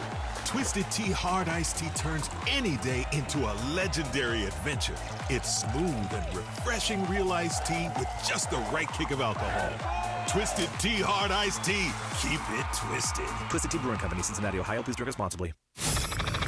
This is the afternoon show with DeMarco and Travis. If I came in a tank top and dolphin shorts, you'd be like, what's up, dude? What's going on over there? DeMarco and Travis continue. I couldn't have been scareder. Is that a word? More scared? More scared. Back to the guys. All right, joining us right now is somebody you hear on the radio, somebody you see on TV calling Dodger games. Of course, we're talking about the voice of the Dodgers, Steven Nelson. Steven's joining us from Philadelphia. How's it looking out there? Are we going to get this thing, we going to get it going? Don't you put that question into the universe. That's enough. No. Put away the We're doing all right, fellas. Yes, We're doing sir. all right, fellas. Just great to be back with you. So this is one of my favorite things about it. Like DeMarco kind of looks at me with an eyebrow up every once in a while. I get a little superstitious about the baseball gods. I'm just glad to know that I'm not the only one, that it goes from the field all the way up to the booth. That everybody is kind of pulling on the same superstitious strings makes me feel better. Yeah, it's funny. I don't believe in the broadcaster jinx. I really don't. I know that annoys a lot of fans when there's like a no-hitter or perfect game going. Got to do the job. You got to inform the people because you don't know when and where or what point of the game people are hopping on. But I do believe in other superstitions. So it's a double standard, I suppose, on my part. But yeah, the weather gods or the fast game gods. No, never believe it. Yes. Definitely, I never want to fight those. I don't want that smoke. No, you can tempt, but never anger the sports gods. That's I will right. lob the first big question at you. If you were Dave, if you were the Dodgers brain trust, how would you handle Shohei from here on out? Everybody's kind of worried about that left leg. Yeah, DeMar, look, I have never had any personal experience working with aliens before, so I wouldn't have the slightest clue how to attack it. No, I think the one thing that people have to understand and respect is that nobody knows Shohei Ohtani better than Shohei. And this is a guy who has figured out over the course of his life and his career how to best optimize himself to do something that nobody else can do, and in my estimation, nobody else will ever do again. What it takes in terms of sleep, what it takes when he's talking about food and diet, this guy lives it every day. He knows how to plan each and every day down to the second, down to the minute to get him ready to go, both hitting and pitching. And so if his body is saying, hey, something doesn't feel right when I'm trying to plant, my left leg to throw a pitch, then you got to listen to him. And I don't think he's one of those players where, the cliche, DeMarco, is, you got to protect the athlete from themselves, right? Because you guys are always going to want to leave it out there and do everything you can to play. I'm fine. I'm good to go. I'm fine. But given his importance to the Dodgers, that's just not a risk that he or the team can or will take. So I think it's just, daily conversations, being around Shohei on this road trip downstairs. He's definitely got, coaches and Dave Roberts, hey, Shohei, how you feeling? Because you throwing flat right. How'd it come out? Feel good? All right. Like just even those things like that, even those little conversations, like those are going to have to occur to set him up to come back at his healthiest when the games are at their most importance. Stephen Nelson, the voice of the Dodgers, joining us here on the DeMarco and Travis Afternoon Show. And Stephen, just put the like you said, the alien nature of what he does on the field over there for a second. What is it like being around him and seeing the way people react to him? Whether you're going into Philadelphia, you guys are headed to New York next, and just the circus. I've talked to people that were part of the Bulls in the '90s and traveling with Michael Jordan. Like, what is it like when one of the most, never mind most famous athletes, one of the most famous people on earth is in the middle of your universe? Right. I think the modern Gen Z or Gen Alpha, whatever generation we're in, term is, aura. Right. Aura. There's just an aura about him, and it's the same thing that Michael Jordan had back in the day, because he's just living in rarefied air. And, look, we've probably had this conversation before, but there's also, like, you feel bad just on a human level because of his success, his ability, his fame. He has totally punted a normal life. Like, that's just not in the cards for him at this point, and maybe ever again. And that's not an easy thing. To be a prisoner of your own fame and success. But all that said, like, he carries himself sort of like a big kid in my experience. Like, he's goofy, he's pleasant to be around, he's funny. And of course, the teammates and coaches know that way better than I do as a broadcaster. But, having gotten to be around him over the years, even beforehand when I was at MLB Network and he was still with the Angels, like, you never had a bad experience with Shohei walking away being like, oh, that's a bad guy, or that's not a good dude. So, so that's just the human side of the equation. Yeah, how much are they paying him? $700 million? Yeah, no life. Yeah, 700. Fair trade, right? Fair trade. Absolutely. Look, I would love $70, let alone. Amen. Little per diem. But yeah, right. But like, again, like, when you can't go out, you can't have peace. Like, I don't know that you can put a price on that. That's true. Well, the other guy in town, or used to be in town, one guy wields it like a weapon. The other guy kind of goes, aw shucks. You know what I mean? So yeah. But here's a question, kind of double-barreled. For Dave Roberts, how do you get credit as a manager when you have that leading your team? Yeah, well, I think we have now seen throughout Dave Roberts' managerial tenure that he really doesn't get credit for anything because of the expectations of the organization. fair or not, that's the way it is. And I think Dave's at peace with that, and as he should be. He's now got 3 World Series titles, and he's going to Cooperstown one day. It's just it's a certified objective fact. It's a Hall of Fame manager. And like the Manager of the Year award, in a way, it's the thing like the Heisman Trophy. It's often like the quarterback on the best team, and then like maybe a finalist would just be like that surprise story. Maybe not necessarily like the take nothing away from any of those candidates, but like, oh, okay, I didn't see this guy come in, so like invite him to New York City. The Manager of the Year award in baseball is definitely just the surprise team of the year.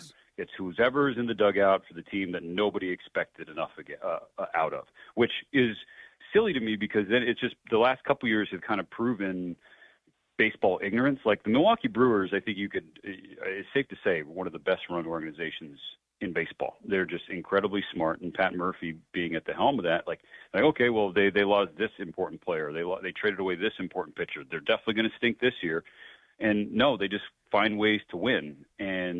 But because other people nationally like let down their guard when it comes to Milwaukee baseball, and then they see the Brewers win again, like, oh my God, this just must be like some crazy devil magic that Pat Murphy has. So Manager of the Year, like, but for Dave Roberts, like, I think, 2023, 2024, especially what he had to do managing. Yeah. I get that the floor is lower because of the talent the Dodgers have. And obviously people on the outside say, well, yeah, cause they're paying, X dollars every year. Yeah. The floor is higher, but given the injuries that they experienced in 23 and 24 and still, navigating, like having 0 starting pitching and pulling all the right bullpen levers with guys that nobody had ever heard of and haven't heard of since or heard from since, like the way that he's able to kind of, massage everything in the clubhouse is, it's really second to none. So again, whether or not he gets the credit in terms of the end of the year awards, I don't think anybody here cares.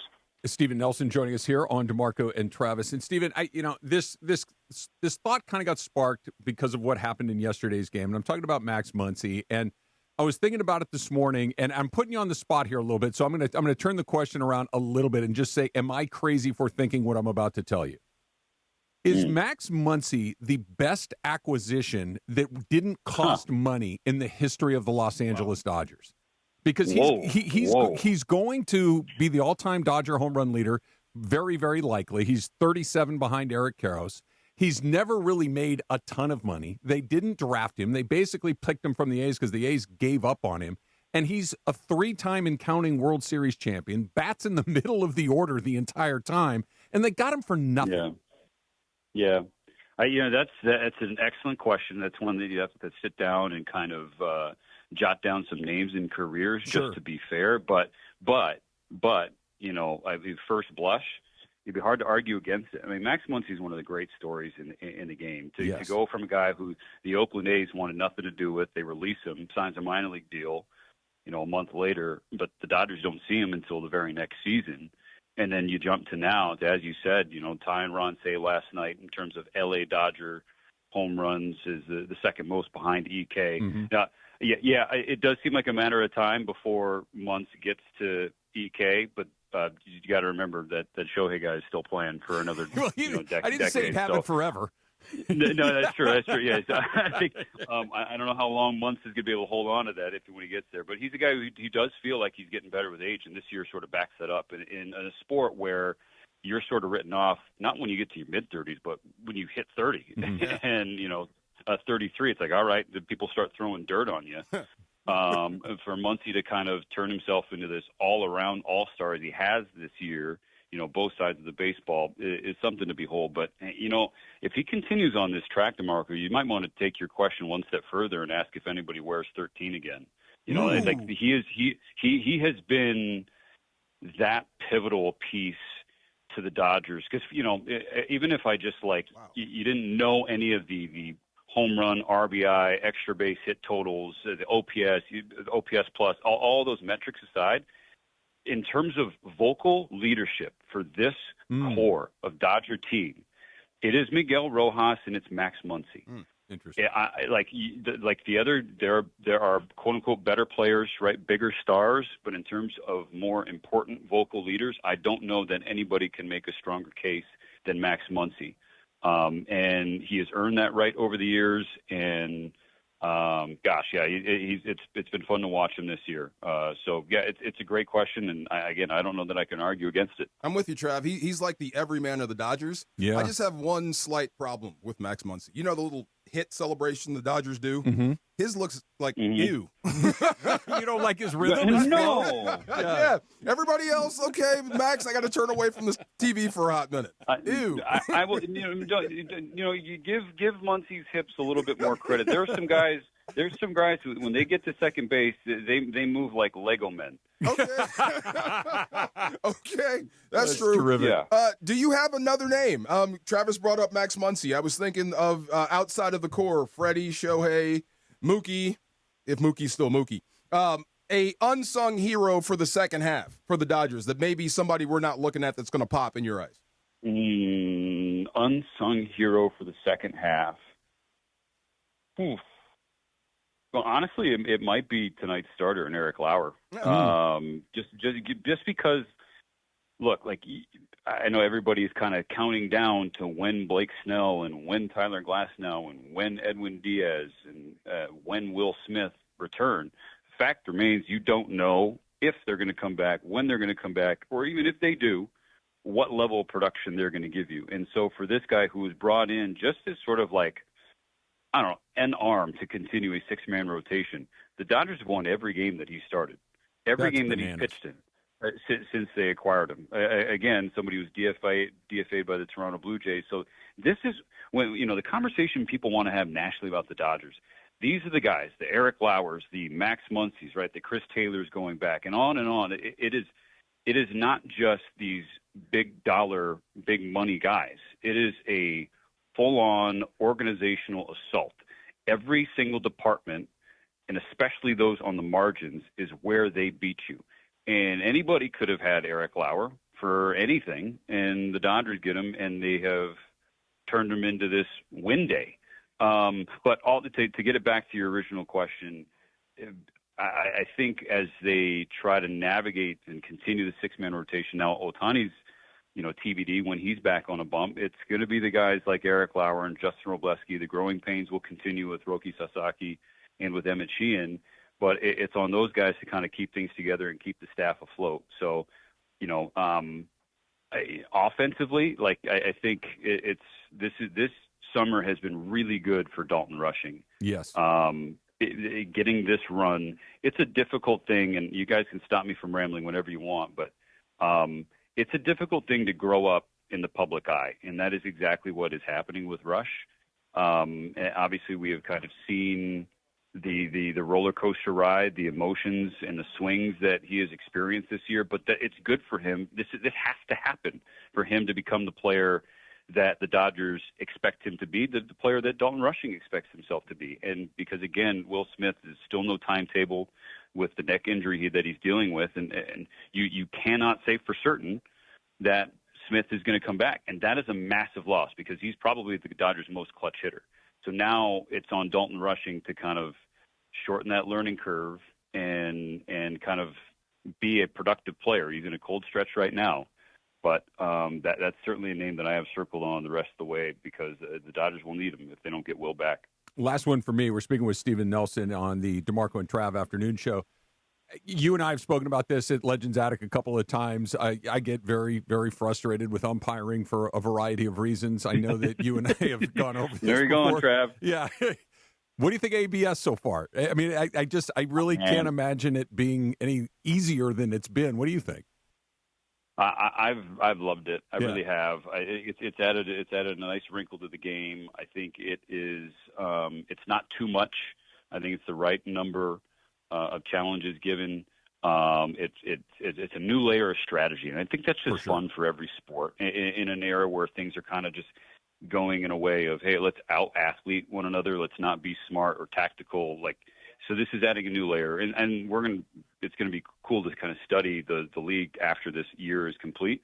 I also, selfishly, it's been tremendous content when Eric Karros is in the booth. No doubt. Because EK gets hot. Does he? About honestly, the bad challenge. Not to interrupt you, Stephen, but I'm with him. Like I almost want like an edict. Like you cannot challenge unless it's a run-scoring situation. Past the sixth inning. Like let's wait. Let's wait. I know maybe sometimes you're going to leave a few on the board, but I'd rather do that than.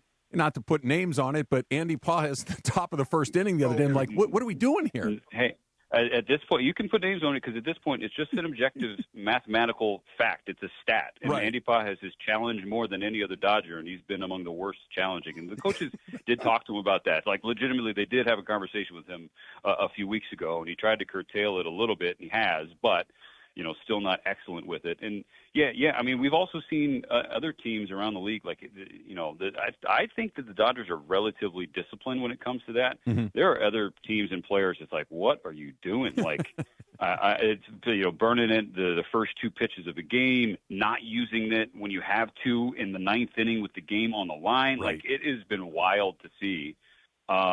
EK, like, it's become the running bit in the booth. But, one thing he's absolutely right about is that if the people don't get a handle on it, like, this is going to cost somebody a postseason game and maybe a playoff series. So, but I have certainly enjoyed it from the booth.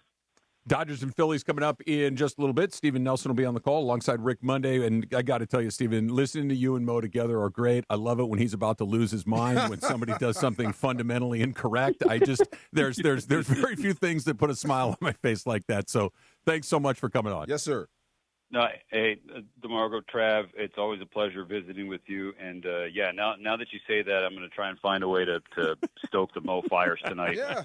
Give you guys something to laugh about. I love it, and I will be well appreciated. Hey, Trav, what's that thing in the window right there? Oh, that's the sun. Oh, I'm sorry. Sorry, Stephen. Wow. Yeah. Wow. Shot on the way out the door. You know what?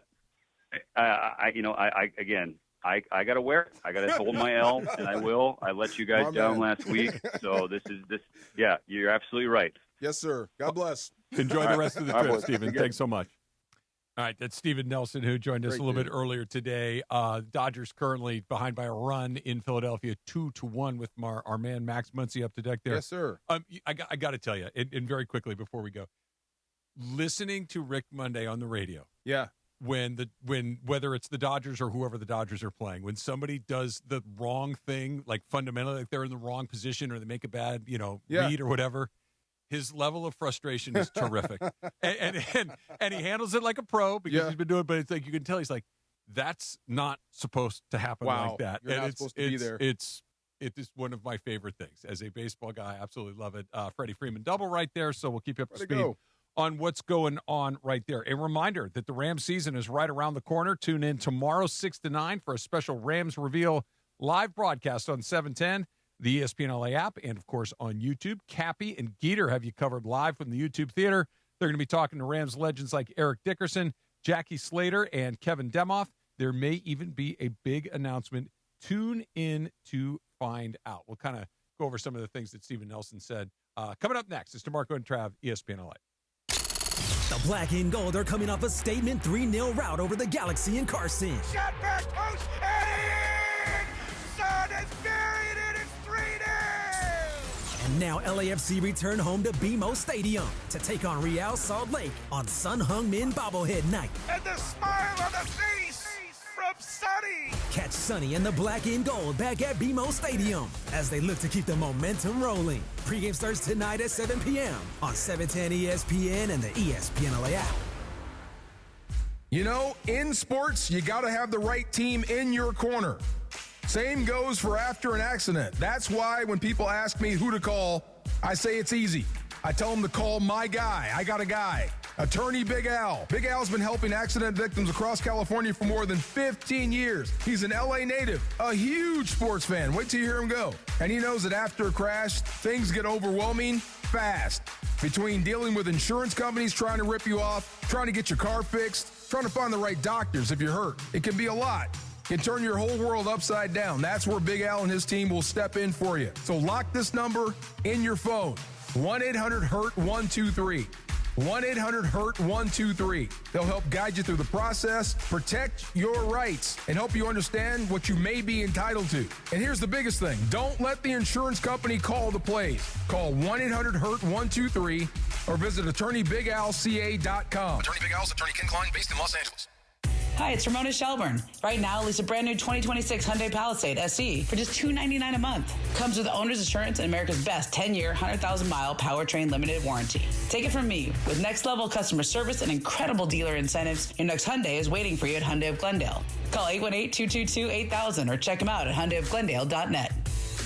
$299 per month plus tax. Close annual lease for 24 months. $47.49 total due on signing plus government fees and taxes. Unapproved above average credit through HMF. There's no security deposit. 7,500 miles per year. 20 cents per access miles. Expires 7/31/26.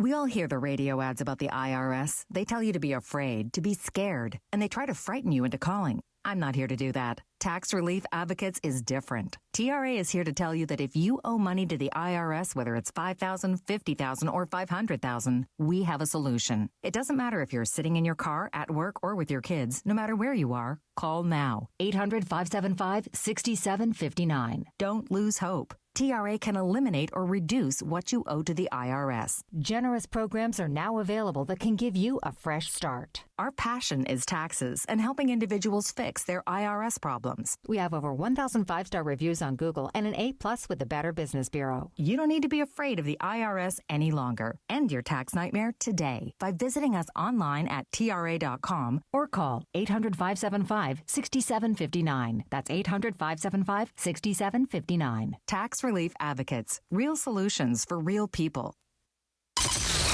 It's DeMarco Farr and Travis Rogers for your afternoon drive. So, I fall. Kind of, sort of frequently. Yeah, but you get back up. I get so far. Yeah, you get up. There you go. DeMarco and Travis continue. Here are the guys. Muncie just missed a home run right there. Dodgers still chasing a run. Rushing was the first one, right? Yeah, Rushing hit one. Mookie, I'm sorry, Freddie had a double along the way. So they're putting the bat on the ball, and we'll see. That we didn't touch a ton on it. We talked about it earlier. But Justin Robleski, what he's been able to do this season, my goodness. Jeez, he's completely changed who he was, and as the season's gone on. He came into the season as a guy in the bullpen. He's obviously pitched at a starter level, but he had two pitches. He had a fastball and a slider, and that's all he did. And he was a pitch-to-contact guy. Mm-hmm. As the season has gone on, he's now a strikeout pitcher that has 6 pitches opposed to 2. And it's pretty incredible to change yourself within the season like that. Because if you remember at the beginning of the season, they're like, just act like you're a reliever out there and just get guys out. And he's changed it. He's been so good. Like it's a little bit like Eric Lauer, only he's much younger and there's much bigger upside. It's like he was listen, just go out there and do the best you can. We're going to get our guys back and just kind of keep us in some games to the best of your ability. He's an all-star. Yeah. Like and not like a fluky one, like a guy that's just absolutely dealing along the way. It's been a lot of fun to watch and a lot of see. And did we talk about this yesterday? Like the fact that he started a fight in Game 7 of the World Series. We didn't. We did talk about that. Yeah. Like it was one of those things. Like he's not scared of what's going on. Like if you're that guy, DeMarco, like a Game 7 on the road in their ballpark, and you're like, no, I'm not going to be. I like tough guys. I like guys that aren't afraid. I like guys that pitch pretty good too. Yeah. Yes. I'm glad for the first part of that he's changed himself into a strikeout pitcher. 11-2. This year, yeah, they're 12-4 on games that he's pitched. This is the best. 6.5 innings per start. Yeah, you can't ask anything more than that. 7 innings, I think 7 times this season. Yeah, you can't ask anything more of that guy. I just wonder what happens when Snell comes back. What happens to him? Nothing. He stays. He's he stays. Nothing. He stays. What about Glass too? If he comes back, nothing. No, Sheehan is the first one gone, and I think Sasaki. He's an all-star. He's too good. Now to use my most overused cliche in baseball, these things tend to take care of themselves. He's approaching an innings amount that he's never really dealt with before as a professional. Stuff happens. Yep. Guys underperform, and I don't think this is. But we've seen guys have great first halves, and then the universe kind of They says, catch up to him. Yeah. Tony Gonsolin's a great example. Yeah, we talked about that the other day. Mm-hmm. Like Tony Gonsolin was an all-star, and then he was, he's a good pitcher. Yeah. Right. But it wasn't like he was an all-star for the rest of his career. Sometimes you hit a peak pretty early in your career, and I don't know if that's true with Wroblewski or not, but right now, man, he takes the ball every time it's his turn. Future cast for me. What is your postseason rotation? So where Everybody's is he? healthy? Yeah, is everybody healthy? Snell, Glasnow, Okay, Ohtani. everybody's healthy and available. Yamamoto, Ohtani, Snell, for sure, and then whoever is pitching best after that, I think. Between Glasnow and Wroblewski, who's ever pitching. Maybe I mean, if Sasaki looks like he did the last outing, he could get into that conversation too. Sheehan's out. I think Sheehan does not make it into that conversation as of right now. But I don't think Sasaki does either. I unless he stays consistently like that, just get a bigger glove each week. Right. But if he's throwing 20 to 30 times at 100 miles per hour and he's inside the zone and he's getting guys out, you're going to keep that guy in the rotation. I would take Tyler Glasnow 100 times out of 100 because over we know Roki who Sasaki. he is in the postseason, and he's nastier than Sasaki. Yeah. Like he's as nasty as they get. It's just he just never plays. So is that the same way with Wroblewski then? You know what I think they might do? And it would be really – no, you can't do it. I was about to say maybe you use all five guys. You can't. You got to get Yamamoto back out there again. Yeah. Like imagine you're with the – I would take Glasnow over Wroblewski. If Glasnow's – I know you hate saying that. I do because he never plays. But DeMarco, when he does, no one hits him. Don't you think he's you a owe number it to this guy? And like I said, he's been a workhorse for you. It ties a knot in my stomach to say he's been terrific. But can Justin Wroblewski be hit? Yes. Yes. Can Tyler Glasnow be hit? Not really. Not as much. Yeah, not when he's ready. And if you take Tyler Glasnow and you put him on 25 other teams, he's the number one starter on that until team. he breaks. Well, for 10 games a year. Right. Until But he if breaks. he would go into that season as their opening day starter for most When of the he time. took the ball in the postseason last year, you're like, yep. And when he came out of the bullpen, you're like, yep. I get it. Like, yep. Yeah. Just You felt let it good. rip, dude. When he's right, there really aren't too many guys that are any better. He just never plays. No, Wroblewski is not at that level yet, but he has been everything that you would want out of him right now. So, like, if it's the postseason, right now, he's the second best starter on this team. He's right there with underneath Yamamoto. He would start game 2 right now. Right now, yeah. With no 100%. Ohtani, he's absolutely starting game 2. Well, if the playoffs start now, it's Yamamoto, it's Wroblewski, it's Sasaki, and we got to figure something out. Yeah, it's bullpen game. It's probably Lauer. Lauer would probably get that fourth game. He gives up runs in the first inning and then Locks it in. somehow gets through 6 innings. It's the craziest thing. It really Every is. single He time has out. to wait to get punched in the mouth. Yeah, there you go. He gave up 2 in the first inning, and Yeah. now he's in the 4th and almost through the 4th at 63 pitches. Real quick, is the ABS challenge becoming a skill? Yes. Yes. It is. It's a thing now, right? Yeah. Yeah. Well, I think the skill, it's 2 skills. Number one, knowing what is and isn't a strike, and those balls that are on the margins, it's really hard to tell. Yeah. And some guys are just naturally better at it than others. And the other part is when to do it. In the first inning with nobody on base and there's a 1-1 count and you get a ball that's on the edge that you think is a strike, but you're not positive strike, you got to eat that one. Okay. But- Pages is the worst. I thought it was. He's so I bad thought it at was it. Dalton Rush. Pajes is like a clinic on what not to do. So it happened Yeah. yesterday for Edmund. Do you see it? It was Yeah. probably like the 4th or 5th inning, and he led off the inning, and it was the first pitch of that inning, and he looked at it, he's like, that was absolutely. He called a strike, but he's like, that's a ball, and he didn't call it, but because he knew Yeah, that you don't do it. in that situation, it was the wrong time to do it. If I were Dave Roberts or any End up other striking manager, out, I would say, guys, if I see you tap your head before the 6th inning, you Thank better you. be right. Okay. You better be right. Like it has to be for obvious mistakes, Right. Not for a ball that And you can't appeal, right? If you're a hitter, you can't look to Dave and say, "Can I?" No, it has to be instantaneous, or they won't Okay. grant you the Wow. challenge. And Good don't luck. do what Alex Call did last Oh my week. God, That was the worst thing I've seen. that was Back to back. Did you remember that? Yes. Were you here that week? It was back to back pitches. Yes, And I the remember. second one was like in the middle of the plate, Right, it was thigh so- high. Oh God, it was Not so not bad. good. Not good. Not great, Bob. Not great, Not Bob. great, Bob. LAFC is back home at BMO Stadium tonight to take on Real Salt Lake.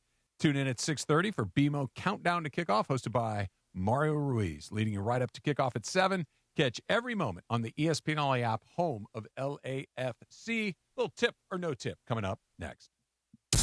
You never know what you're going to get when you wake up with Sedano and Cap. I wanted the U.S. to win. No, I don't think so. I did. Come on. I just didn't believe they would win. So here's the difference between you and me. Yeah, what's that? I'm a realist. and you're not. That's right. That's right. Okay. Because I believe. I am not going to fool myself into believing something that I don't believe. Oh, I believe. It's the morning show with Sedano and Cap. Weekdays starting at 7 a.m. on ESPN LA. Here's good news for folks who have a jumbo loan. The Loan Exchange, America's jumbo lender, is offering a 30-year fixed-rate loan at a 5.75% interest rate and 5.939% APR for loan amounts up to $3 million. So if you have a mortgage with an interest rate of 6% or higher, give America's jumbo lender a call at 833-436-8800. You drive around to find the cheapest gas, so why not refinance your mortgage? Every day you wait, you're wasting money on needless interest. Go to theloanexchange.com or call 833-436-8800 to find out what your savings will be with a new 30-year fixed-rate loan at 5.75% interest rate and 5.939% APR. NMLS 1637539. Loan subject to credit approval. See website for licensing information, loan terms and conditions. Equal housing lender. That's theloanexchange.com or call 833-436-8800 for a 30-year fixed-rate loan at 5.75% interest rate and 5.939% APR. Get in the zone, AutoZone. Annie's first oil change wasn't as hard as she thought because she went to AutoZone, where a friendly AutoZoner helped her find the right oil and save on an oil filter. He explained the job and showed her free how-tos on AutoZone.com. When she was done, AutoZone recycled her old oil for free. Get a free oil filter and more during the Celebrate Free event at AutoZone, now through July 27th. Get in the zone, AutoZone. Restrictions apply. I'm David Ortiz. When I lost my mom, she was only 46, and I lost my dad to cancer. It was the worst pain I ever felt. It made me think, what will happen with the people I love when my time is up? That's why I have life insurance. Ethos makes it easy. It's all online, take about 10 minutes, and you can get up to $3 million in coverage. Get your free quote at ethos.com/game. That's ethos.com/game. Paid testimonial. Time spent on application may vary. Online health questions required. It's around 4:45 in the Southland on the DeMarco and Travis Afternoon Show. You know what that means? It's time for Tip or No Tip, presented by attorney Big Al. Tip or No Tip with producer Laura. Tip or No Tip, presented by attorney Big Al. If you get in an accident, tip the scale in your favor. Make Big Al your first call. Don't go at it alone. Call 1-800-HURT-123. That's 1-800-HURT-123. Or visit attorneybigalca.com. And now, with Tip or No Tip, here's producer Laura. Thanks, Chris. A.K.A. Thanks, the guys. sidekick. Right? Sidekick, that's what they call them. Anyway. Sidekick. You're just the sidekick here? There Hilarious. you go. I love that drop now. All right, guys. So this came across my socials. I know we've heard of people having like their weddings. Like you can go to their weddings even though you don't know them. I don't know if you've seen that. What? Yeah. So like you pay $50, right? And you can go to somebody's wedding or whatever. Oh, how cool. So this came up on my IG where a content creator posted about she received an invitation to a quinceañera. Okay, and she's like, I didn't know if it was real or not, but I reached out and apparently it was real. It just happened over the weekend, and the family was saying that they wanted to throw a beautiful quinceañera for their daughter, but they didn't have a lot of family here, so they opened it up. They're like, you guys are not obligated to bring presents, you're not obligated to pay, like, we're gonna put it together, we just want our daughter to have a great time. So, tip or no tip? If this came on your socials or your inbox, you would actually go to a stranger's party. I would go tip on that. I've been to a lot of things. I've been to a bar mitzvah, a bat mitzvah, a Filipino wedding. Mm-hmm. I've never gone to a quinceañera. They're fun. Ever. What? They're a good time. Yeah. Never. I would take tip. I would absolutely go. Absolutely. Laura, hook him up. Yes. Seriously? Yeah. Okay. Never. Okay, so I didn't have one. My mom, there was 3 of us. I was the youngest of 3 women. And my mom's like, I didn't do it for the oldest. I didn't do it for the middle, so you're not getting one either. I said, that's fair, right? They kept it equal. And my niece, my goddaughter, I want her to have one. And my sister's saying, well, the oldest didn't get one. The other one didn't get one. And I was like, but you're not paying for it. Like, if I put it.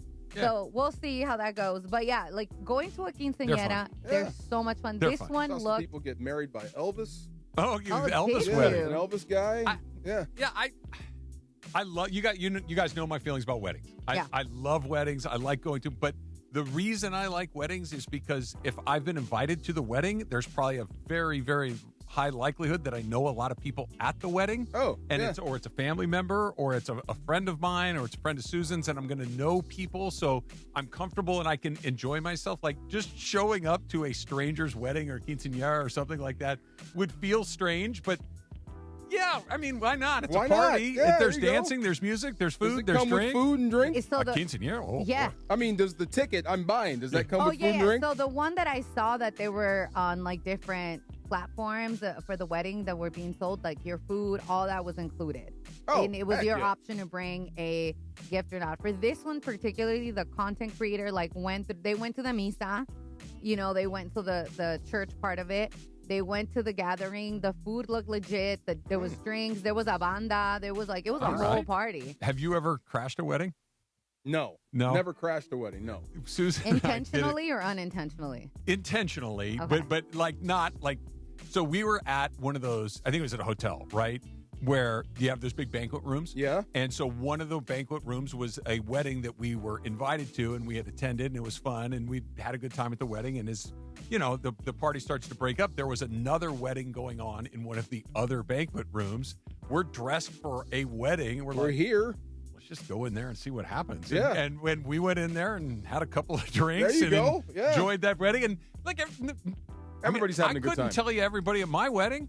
That's you know what true. I mean? Like That's there true. were people there that I wouldn't recognize their face or whatever. I would assume they were somebody else's date or whatever. So yeah, we stayed, I don't know, 20 minutes or whatever it was, but it was Never fun. crashed. Okay, Try so that, yeah. I have a question about that. Obviously, you've had more than one wedding. You've had one. So how do you navigate that? Because the talks are there with my boyfriend and I was like, I want to know everybody at my wedding. Like, I don't want Sounds that. like an arms race, the talks. Yeah. Well- The summit. Right. No, just because whatever. We're not getting that. No. But my whole point is, like, how do you navigate that? Because I don't know. I don't want like a random person at my wedding. Oh, You know what I mean? Come up with a list and you pare it down. This is who I have to have. But if you're issuing plus ones, Yeah. the odds That's of you the knowing problem. every single person are going to drop. That's true. If it's just you want to curate a very small group where you know everybody, you can do it. But the second you plus one somebody, Yeah, you never know. And you can't take the plus one because I've had conversations with people where they take away the plus one or don't give somebody it's a plus. awkward It's to weird. not offer it to somebody. Yeah, Yeah. that's weird. So once Not there's offer a plus one? Yeah, yeah. You can. Yeah. You can, especially if you're on a budget, that's a totally different thing. But I understand your point, and I think it's a good one. But once you plus one it, and you got to sometimes you got to invite people from work. You got to do some other things that maybe are not but they're significant. It's like now all of a Do sudden, you have to? DeAndre. you don't have to, Oh, but I'm okay. just saying that DeAndre, listen up. frequently that happens. I had teammates who were like, dude, I need plus two. Yeah, that's baller. Bruh, not at the wedding. That's Dude, that's I need plus two, and I need one over there and one over there. Bruh, Yeah. what are you doing to me? That's great. That's great. That's wild, D-Farm. But I'm not surprised with the stories you've been telling Come on. today. All right. LSU tackle Jordan Seaton has gone viral for flexing $50K worth of a designer bag that he bought for his new girlfriend. Oh, is that the college guy? What is it?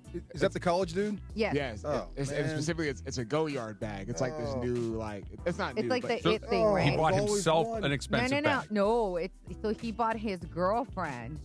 An expensive bag. He worth bunch of 50, them. a bunch of them, Okay. $50,000 worth of them A college football player. with his NIL. Okay. Okay. So, tip or no tip? We love that the kids are getting paid, but we need to teach them responsibility with money because this Great way is to wild. put that. Tip, tip, tip, tip, tip. Absolutely. That was the dumbest thing ever. It is. That's just, why would you do that? Well, you know why you would Because do he's that. young. but- I got it. Yeah, I know. Come on. You know exactly why he would Good do that. God almighty. Yes, we need to teach how money works, and yes, we need to teach decision making and all these other things. But you know how that guy will learn real fast that was a bad idea?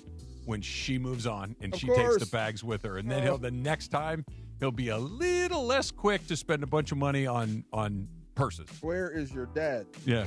Well, yeah. Oh, my God. Here's what compound interest is. Right. Here's what a divorce costs. Oh. Here's what a pregnancy costs. Way to go. Here's what a kid costs over the next 18 years. Here's if your agent takes this amount of money. Here's what if they take a little less. Here's Yes. if you hire a lawyer. Like, you could teach this stuff. Yeah, it's math. What's the saying? A fool and his money? Soon departed. They'll soon part. Yep. Absolutely. Wow. All right, so keeping the money situation flowing here. Kyle Kuzma, I've kind of had this one for a bit, called out a few athletes for complaining about their contracts, saying that, after taxes they're not in the millions. Talking about fees, agent fees, and other deductions that factor in. So, tip or no tip? Talking about somebody's money is none of your business. Oh, tip. Never wallet watch. Not your business. Talk about everything else but that. I'll be pocket watching. Thank you very much. Yes, sir. Is that what he was doing, or is he speaking more generally? No, he's not pocket watching, Yeah. but people took it that way. Yeah, He was talking about don't complain about. I will never talk about whatever somebody else makes. That's none of my business. That's their business, and whoever's paying them the money. Not my business. Where I do think Kyle Kuzma has a point is if you are in an industry where you are paid a lot of money, professional athletes, especially NBA athletes, are paid a lot of money. Him saying, guys, we should never complain about what we make because agents take this or taxes take this because some guy that's struggling to put food on the table and gas in the car, he didn't give a damn. Right. And it's going to rub people the wrong way. So keep that to yourself. I don't have a problem with him saying that. And I think that's what he was doing. He was saying. So he's if he's just saying, guys, shut it down. Okay, like then I like him then. Okay. this is bad for us. Like when was it Patrick Ewing? I think that when they were on strike that one year said, "Yeah, we get paid a lot of money, but we spend a lot of money." I think it's like, he said it. Don't say that. There's some football players that said, who was the football player that said $100 million isn't a lot of money nowadays? Yeah, don't say that. And that's like, what did you just say? Don't say that. So Kyle Kuzma, one of his quotes was, "Nobody told you to live like a king, buy 5 cars, and move with a 10-person entourage." I think it's starting to shift. I mean, that's the guy with the bags. That's a step backwards. But Cam Newton said he regrets all the cars he bought. It was dumb. I just heard J.R. Smith say, he regrets spending $60K at strip clubs. Yeah. I should have been building my community. Yeah. And there could be a shift going on, I hope. We were talking a few minutes ago. You and I were just having a conversation between the two of us. Like, young people make bad decisions. Oh, yeah. They do all the time, and doesn't make them bad guys. It makes them immature. It makes them inexperienced. It makes them, just green. And it's not until you make a bunch of dumb decisions and some time goes by, you're like, pretty dumb decision. That's how you learn. That's how you learn. And that kid that bought all the handbags $50K. Whenever, I don't know how old he is now, let's say 20. When he's 40, he's gonna be like, "Man, that what was did I stupid." do? Yeah, yeah, but he's still 20. He doesn't know any better. He does. He's. You better be league bound. He's getting something that he wanted, and she wanted handbags and face melting. Yeah, maybe that's he likes what Bill Belichick likes. Who knows? I love that. You never know. Wow. Seriously. Yeah. Wow. But you know what, though? I do hope that there is a shift, DFAR, because just in general, especially with and I've talked about this, being from a family that didn't have a lot of financial literacy and understanding that at an older age is tougher. So I'm teaching my niece right now who's 20. I was like, don't do the dumb stuff that I did or have continued to do. You know what I mean? Do better, but it doesn't go in. It doesn't. It doesn't go in. It does not. But you at least try to plant a seed and hope that it You lands. do your best. You know what I mean? You absolutely do your best. And yeah, I know, Dad. Yeah, I know. Right. You don't. Yeah. You just don't. You put it yeah, in no, there. I do. There you go. Yeah, Wow. and then you just go, okay. Yeah. And Yeah, I got you. yeah, Right. yeah. And then you just get ready for that phone call. It might be in a week, might be in a month, might be in a year, might be in 5 years. Hey, you know what? You were right about that. Yeah, I know I was. Just like I was with my dad. The older you get, the smarter I become. Yeah. Yes. Yep. Yeah. I got it. You don't. Yes. Tip or no tip is brought to you by our guy, Big Al. Thank you, Big Al. Can you play the sidekick one more time, please, real quick? I love this. You're just the sidekick I here. love this. You know what the best part of it is? Yeah. It's the word just. Just. You're just the sidekick. It's not you're the sidekick. And You're he was- just the sidekick. Chris was stuck. I was love it. great. If you get in an accident, tip the scales in your favor. Make Big Al your first call. Don't go at it alone.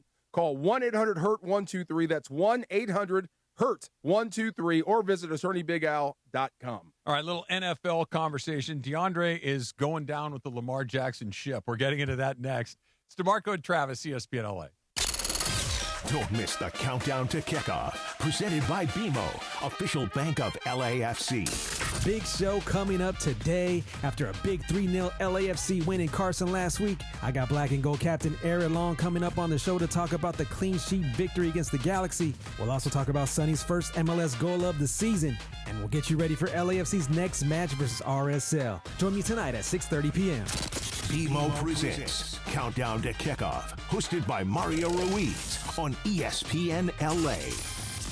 Head to Waba Grill for $5 happy hour, weekdays starting at 2 p.m. Choose from 5-piece dumplings original or chili crisp or a spicy boom boom taco. Pair with your favorite premium beverage, including our new strawberry watermelon lemonade refresher, both for just $5 only at Waba Grill. Hi, it's Ramona Shelburne. Right now, lease a brand new 2026 Hyundai Palisade SE for just $299 a month. Comes with owner's insurance and America's best 10-year, 100,000-mile powertrain limited warranty. Take it from me. With next-level customer service and incredible dealer incentives, your next Hyundai is waiting for you at Hyundai of Glendale. Call 818-222-8000 or check them out at HyundaiofGlendale.net. $299 per month plus tax. Close and lease for 24 months. $47.49 total due on signing plus government fees and taxes. Unapproved above average credit through HMF. Zero security deposit. 7,500 miles per year. 20 cents per access miles. Expires 7/31/26. Good Karma Brands is proud to be an equal opportunity employer, providing equal employment, development, and advancement opportunities to all teammates and applicants. To learn more about careers with us, please send an email to talentacquisition@goodkarmabrands.com. That's talentacquisition@goodkarmabrands.com. Mason and Ireland, the OGs of LA sports talk. Lyrically, I think it's incredible. It's, yo, I'll tell you what I want, what I really, really want. So tell me what you want, what you really, really want. I'll tell you what I want, what I really, really want. Makes perfect sense to me. I want to I want to I want to I want to I want to really, really want to zigzag Mason and Ireland, weekdays at noon on 710 ESPN, the ESPN LA app, and on YouTube. The home of USC football, and now the home of The Rich Eisen Show. Weekdays 9 a.m. to noon, KSPN Los Angeles, a Good Karma Brands radio station.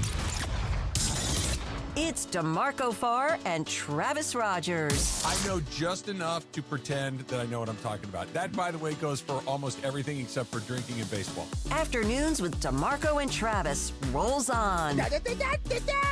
Puppy power! I did not know you had that in you. Come on, I just love that show. Come on. Back to the guys. So when it's like that, Greg, Pahez has a chance to That's a tough play. save a home run. I thought he could have gotten it. Travis, short fence, center field. Your center fielder goes up and makes a bad play on the ball. It wasn't a bad. It was a tough route. He was kind of spinning around, and he puts his arm over the railing. It tips the tip of his glove and goes over for a home run. It was a tough play. Yeah, it was a tough play, but he could have gotten it if he took a little bit of better route. Yeah, I didn't see it, so it's a little hard to say. No, so I mean, this is a double, so it's now a home run and a double back. Yeah, frustrating. Like if it hits your glove, I'd like to see you catch it. Okay. It was like the tip of his glove. But you can't be mad at the guy, Not right? mad. No. If you had to run 40 yards to get to the spot and it picks up, but if it hits your glove, I'd like to see you should have catch had it. that one. Right. Okay. I mean, there are, but it hit. I mean, you're there. You might as well catch it. Well, I mean, Bo Jackson would have got it. Yeah, but Bo Jackson would have been sitting there eating a sandwich. He would have outrun the damn baseball to the wall. It looked like he could have got it if he took just a slightly better route. And it was a straight line. It's time. It takes time to get there. Like D's got his King Griffey Jr. jersey on today. Yeah. Like there are just some guys that have that map in their head that the second the ball leaves the bat, they just know where it's going to be. Like Griffey might have been the greatest example of this ever. Like. He just at contact, he knows that ball's going to land over there at this, and I need to get to it as quick. Like they just know. Like it's an intuitive thing that you really can't teach somebody to do what Griffey did or what Andrew Jones was able to do. And these guys that are just incredible center field. Like Andy Pajes is not a naturally great outfielder. He's learning how to do it. And he's come. He's He's a really good baseball player. But center field's really, really difficult. Really hard. Oh yeah, he made an amazing catch up against the wall yesterday. Yeah, no, and he's made some good ones. He's but got a great arm. He's really good. There's going to be a play every once in a while. It's like, you probably should have had that. Like that one. But he's changed himself. Like last year at the beginning of the year, maybe even a little bit early, like he was a terrible outfielder. Bad routes, going the wrong ways, throwing to the wrong bases, not hitting cutoff guys. He was bad, and all of a sudden now he's one of the best. He's one of the best in center field. It takes time. Oh, I was going to ask you, did Trey Turner? My God, was he having trouble? He was great yesterday. When he wasn't hitting home runs, he was making errors. Yeah, it's like he just like if you're going to make 4 errors at shortstop, you better hit 2 have home multiple runs. home runs. Wow, poor guy. And he's you know he's a freak athlete. Yeah, he's just one of those guys that is probably good at. You've seen the slides. He's one of the fastest players in the league. 2-time batting champ. Can play shortstop. Can play center field. Like. He's just what I guarantee you that guy's good at basketball, at golf, at whatever he wants to go do. I bet he's good at in 5 minutes. He was torturing the crowd because they were booing him, and then we have to turn around and go, "Yay!" Yeah. Welcome to Philadelphia. Do you miss him? No, because I don't, because he wasn't here long enough to miss. He was a really good player. No, you miss? Not in the slightest. Okay. Because he does things like this, and he is a butcher in the field usually. But then he has nights like last night where he was all over the place making great plays. He has 15 errors on the year. He should have had 2 more. He should have had 3. Yeah, he's having a bad year defensively. And then in the playoffs, he always just kind of fell apart, and he was nowhere to be found, and he was not very good. And then you can't be bad at the defensive end and not doing anything, not showing up in the playoffs at the same time. So when he left, I was like, all right, see ya. I'm fine. It's an interesting question you asked. I hadn't really thought of it like that. Like of the guys that have come through here and left again, the list of guys that, man, I wish we still had that guy is not very long. It's really. Like Bellinger left. It's like, yeah, okay. It was time for him.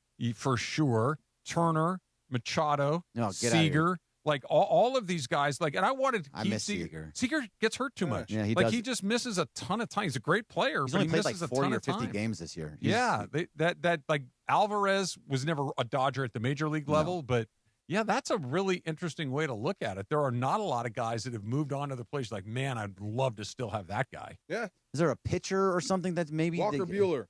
No. Come on. They got out of that business at the right time. That was too. the perfect time. I mean, he was terrible until he got to San Diego, and he's not even doing all that great.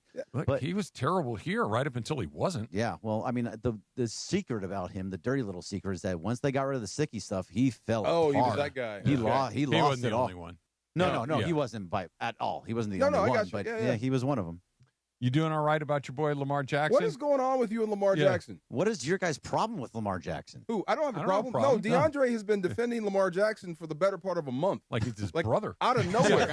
He's insulted at where he landed. You know the NFL Top 100? Yeah. So they put Lamar at 68, number 69. Oh, that's really far down. But he's really upset about it. Well, tell me why. Because are there really other guys on that list that, like Jalen Hurts, for example, he was number 56, I believe. 58, I think. 58, yeah. And I'm like, really? You put These are the players that vote now. And that's what makes it even more interesting. Yeah. Like the players are voting for this. And I think that's why it caught my attention is like, oh, the players are voting for this. So they see Lamar Jackson a lot differently than These than are the the previous guys that years. play with or against, so they would know they've got him at 69. The only thing I told DeAndre is he had a subpar year by Lamar Jackson standards. You have to dock him.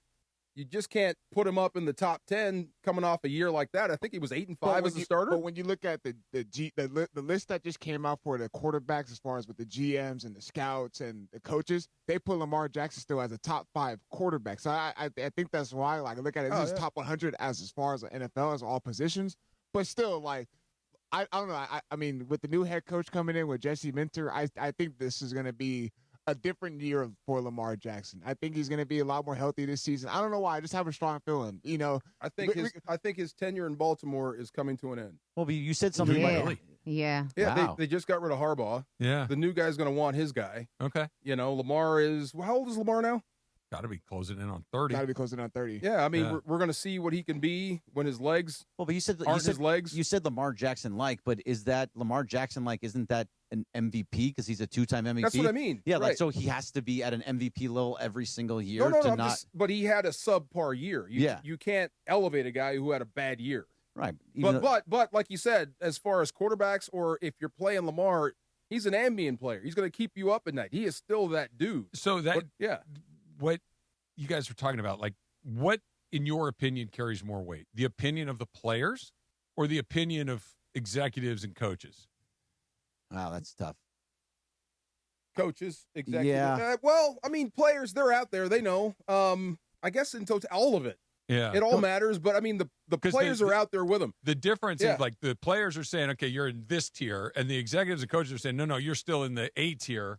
As far as quarterbacks. Yeah. But that's the gap there's significant. There might be 50 guys. This is funny, and maybe it's because you have Stafford or you already have a quarterback. There might be 50 guys I'd like to have instead of Lamar on my football team that are more impactful to winning. I know it sounds weird with a quarterback. I'd like to have some of those tackles, some of those edge guys, some of those top flight corners right now. You know, some but young that presupposes you have a quarterback, right? Correct. That's what I mean. So there are some guys that are actually balling out there that had great years. Would you want Lamar to start your franchise now or back when he first came out? I mean now. So how old is he? He's got to be 29. He turns 30 in January. Yeah. So it would, if you were starting a franchise, you get to it's an expansion draft. They're going somewhere else, and then you get to pick your quarterback. Would you want? I was talking to You wouldn't want DeAndre Lamar about to this. start it? Not I right would. now. I mean, I said Miami is wide open. Miami's not paying anybody. Right. I could see if Atlanta. he's done in Baltimore or Atlanta. If he's done in Baltimore, Atlanta and Miami might be his destination. I'm not saying I wouldn't take him in that situation where, like, we're going to try to rebuild this thing or whatever. But if I'm like, I got a young team, a new head coach, no. Like, he's at an age. This stage. Right. Right. Like, at this stage, to your point, I think his best football is in the rearview mirror. Not that he's not still capable of doing some stuff, but that MVP level guy that we saw, that the guy that you and I saw at the Coliseum on Monday Night Football, I don't think that guy's around anymore. He's still good. The playoff success, you were just talking about Trey Turner, like there is no proof of concept of him post the January 1st. And I would go in a lot of different directions before I went to Lamar Jackson at this stage in his That's career. kind of crazy to me that a 29-year-old, 2-time MVP quarterback is not somebody that you would want. I'm not arguing one way or the other. Yeah. It's just crazy that we're saying that that guy, the guy that runs all over the field, has some of the best legs. I'd take Burrow. I'd take Herbert. I'd take Herbert hasn't done anything either. No, he hasn't, but he's younger.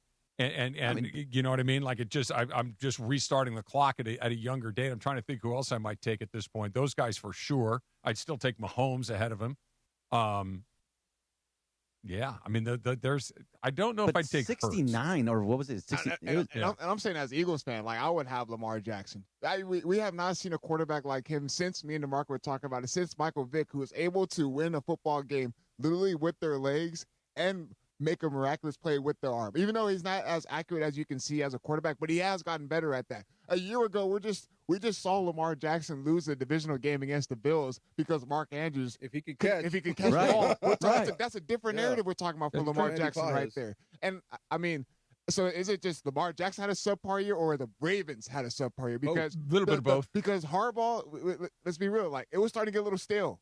Oh, yeah. His system and everything, what was going on with Baltimore, is the reason why they had to advance and move on from Harbaugh, because it was getting a little stale between him, Lamar, Derek, whatever you want to call it. Well, the whole thing that happened with Lamar during the regular season was they used his legs, they used the running game, and then they get into the postseason and they're like, okay, now you're going to stand in the pocket and you're going to throw all over the place. He might not have been physically able to move. Well, see, that's possible, but it seemed like, just from the outside looking in, that they went completely against their game plan that they won a bunch of games with and got him to MVPs. Every single year when they got to the playoffs, it was all with his arm.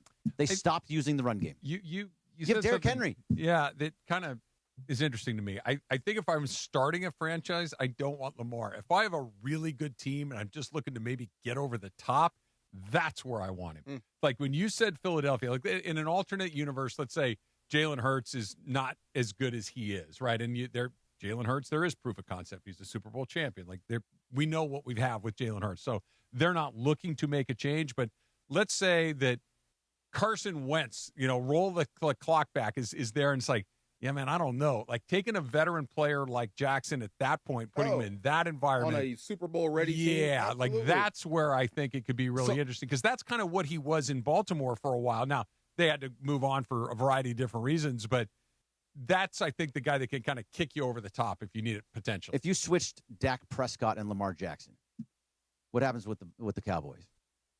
Jerry was still screwed up. Yeah. No, that's the right answer. So, I mean, that's the right you answer. have receivers, Yeah. you have a running back. You got a quarterback. Dak's But good. I was going to say the reason the Cowboys blow it every year isn't because of Dak. Not so much. Yeah, You know what I was Dak's thinking? not the reason. I wonder, would Seattle trade Darnold for Lamar Jackson right now? Straight up. I bet they would. If I were the Seahawks, I would. In a heartbeat. Well, what about Minnesota?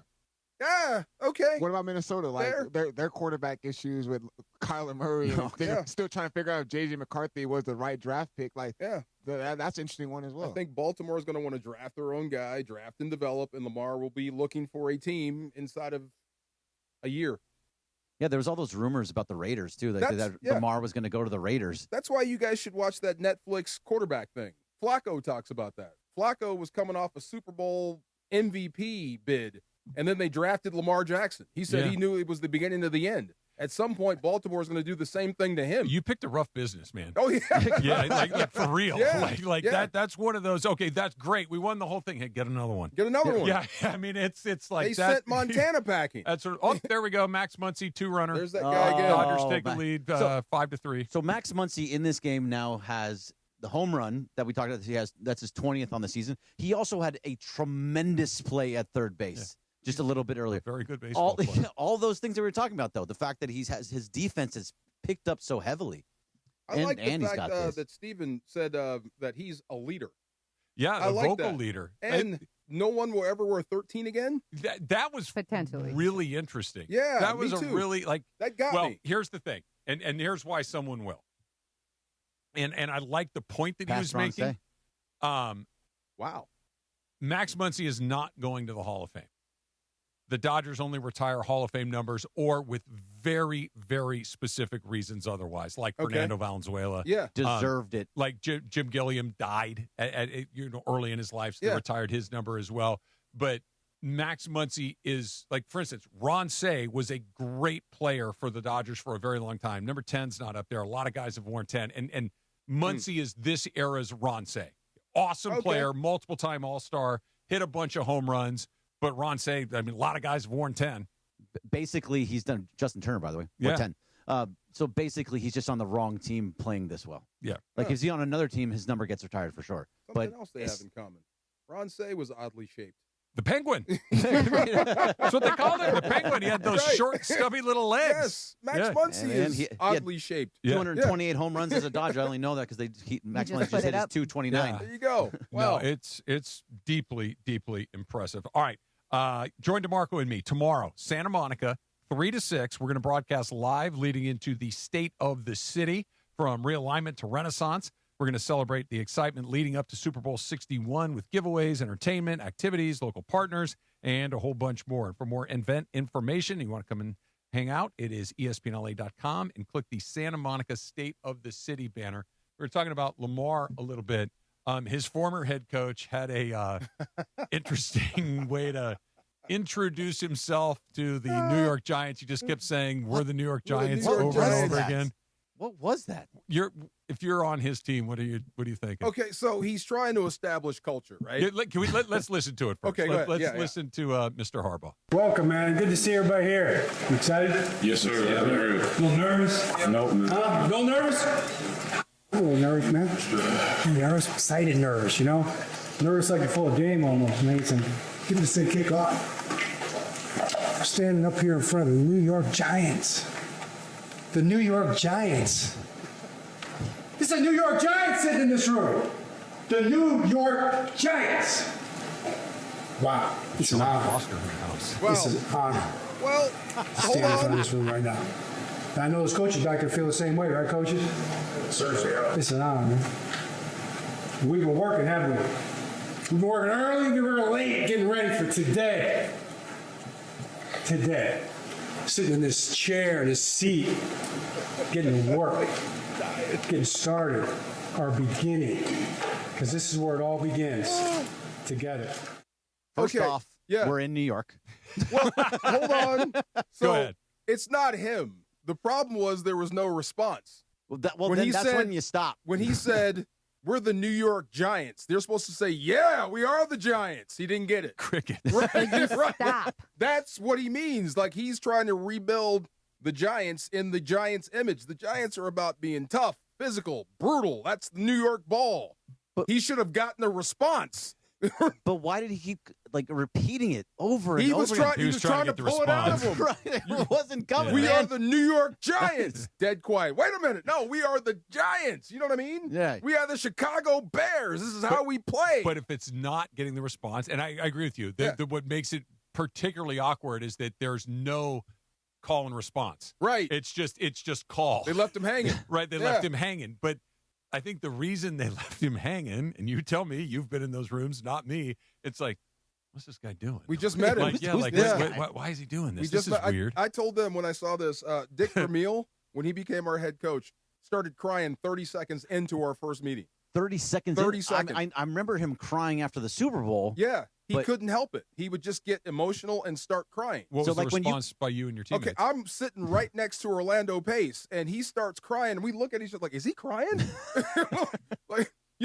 Is he really up there crying? It's like, yeah, I think he's tearing up, bro. And we had to get used to it. That's just how he is. Okay. He gets passionate. He feels it. He loves you, and he's not afraid to cry. But the first time you see it, it was shocking.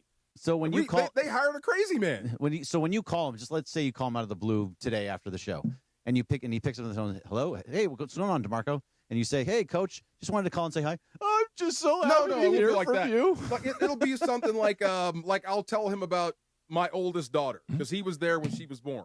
So, hey, my daughter just came back from Spain. He'll tear up because he'll remember that day when she was born. You know what I mean? I remember the day. He just feels deeply. He's that guy. And remember, this is the dude that went through burnout. Yeah. When he was in Philly. So the best way to combat that was just let your feelings out. Absolutely. Yeah. So that's what he was working through, and he would just start crying out of nowhere. I understand that everybody is different and everybody responds to things differently. And what might motivate you might make me roll my eyes. And it doesn't make you any better than me or vice versa. It's just we respond to things differently. And I think that that's one of the great challenges of being a coach is finding a way to get the guy that will do the call and response. We're the New York Giants, yeah! And then have the guy and me in the back of the room going, dude, come on, what do you want me to do? Like, just give me my assignment. I'm going to go work my ass off for you, but I don't need the and trying to find a way to get both you and me going at the same time, and you can't do the same thing. That's a tough. If I'm him, I'm bringing in the old Giants. I'll bring in LT. I'll bring in Banks. I'll bring in New York Giants to remind them what you're doing here. Yeah, this is what we're about. This is what I'm trying to get back to. Honestly, like if again, different strokes for different folks. If I saw them like, what the hell are they?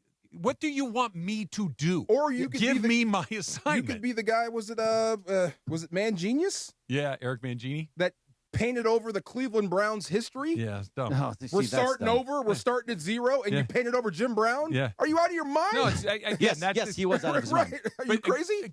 Like you can try all your gimmicks, but there's a group of people like me. Just tell me what you want me to do. I don't need a pep talk. Give me the assignment, and I'll go to work on it. But that's the problem was that Jim Harbaugh or John Harbaugh was getting none of them. That's what I'm saying. He got zero of them. He didn't get a little bit of them. No. And some of the guys like They got work to do. they were all like you. Yeah. Every single one. Yeah, of like them. I'm here to do work, but I'm not here to just tell me. I think from that meeting, he knows what type of job he has. Yeah. I'm starting over. This ain't Baltimore. Yeah. Yeah, I'm going to have to win these guys over. He's a good football coach. Absolutely. Yeah. But in Baltimore, it was easy. They know you. You're the institution. So now you're going to have to start from here. So, Trav, with UCLA and Deshaun Foster, you knew right then that was it. That's no good. Does this put you in that close to that same space? Not even close, because I know he's a good coach. Yeah. Because he has had He's a Harbaugh. great deal of success He's a champion. in that league. Coaching LA. that was oh crap! I'm gonna have to fire this guy when he walks off the stage. Yeah, Oh. like for instance, with Bob Chesney when he came on, and like just that was like we were just talking about. I don't respond to raw Russ, but he had me because he was smart, and this is how we're gonna do it. We're gonna do this, and we're gonna do this, and we're gonna do this, and that's gonna change. And I'm like, that's a plan. Yeah. I love to hear the plan. Let's go. I'm all in. You've sold me. and it's not biting kneecaps, and it's a plan that makes sense to me. Rich Brooks tried that. Yeah. Right? It was just a bunch of rah-rah. He's coming from college. It didn't work. It lasted 2 years. Vermeil did have a bunch of stuff. He actually told us and taught us how to win. Perfect. That's what I was looking for. Yep. How can you get us over the hump? Give me that. Perfect. I'm ready to run through a wall. Just tell me which way to go. Yeah, Right? so that's what Bob Chesney, to your point, does. He does all of those things. He tells you how to put the weights back in the correct way so that UCLA is facing to the top. Everything is how to win. And his whole thing is that why not us? We are one winning season away why not us, from why being. not now? Yeah, why not us? Why not now? Why not this team? That's what he goes he used with. to say that. That's legit. Absolutely. We didn't do the whole socks and weights and all that stuff. We actually track playoff teams.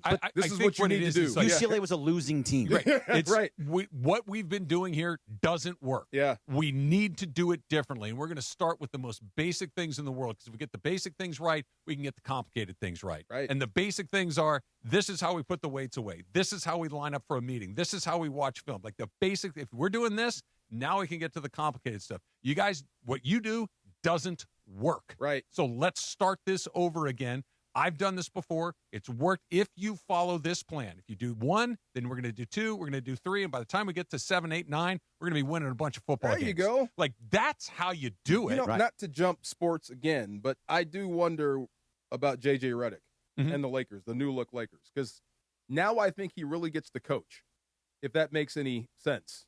No, I'm totally with Does you. that make sense? And I would love to talk about that. Yeah. Let's do it. We'll do it after Straight Up, which is coming up next. And by the way, you should listen to the Straight Up because I'm going to help everybody out. That's coming up next. It's DeMarco and Travis. ESPN LA and LAFC is back home at BMO tonight to take on Real Salt Lake. Tune in at 6:30 for BMO Countdown to Kickoff, hosted by our pal Mario Ruiz, leading you right up to kickoff at 7 o'clock. Catch every moment on the ESPN LA app, home of LAFC.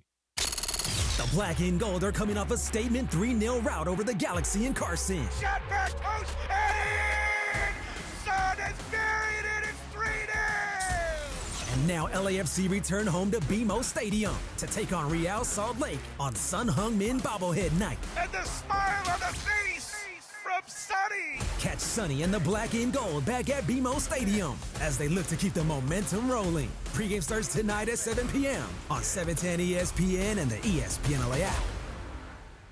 Hi, folks, it's Oral Hershiser, and I couldn't be prouder or more excited to introduce the new Oral Hershiser Chevrolet here in beautiful Chino.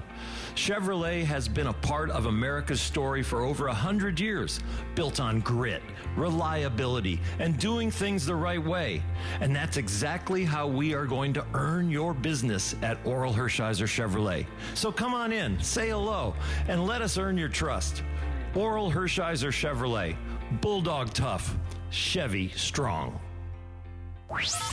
The Hard Rock Hotline on ESPN LA. Brought to you, of course, by Hard Rock Casino Tajon. Experience gaming, dining, and live entertainment at the easiest drive from downtown LA. Must be 21 or older. Gambling problem? Call 1-800-GAMBLER. Call Jacob. All right, Cappy, listen, here's the deal. When you get into some sort of an accident, the insurance company is going to probably be the first person that calls you, and they're going to try to rush you to a settlement. They want to record you when you're talking. You got to be very careful when you're talking to these insurance companies. They also will probably downplay your pain. Hey, bro, my back is killing me. It's no big deal. It's going to go away in a couple of days. Do not let them do that. You call Jacob and Ronnie. Accident or injury, call Jacob and Ronnie. Call Jacob, 1-800-345-6789. Call Jacob.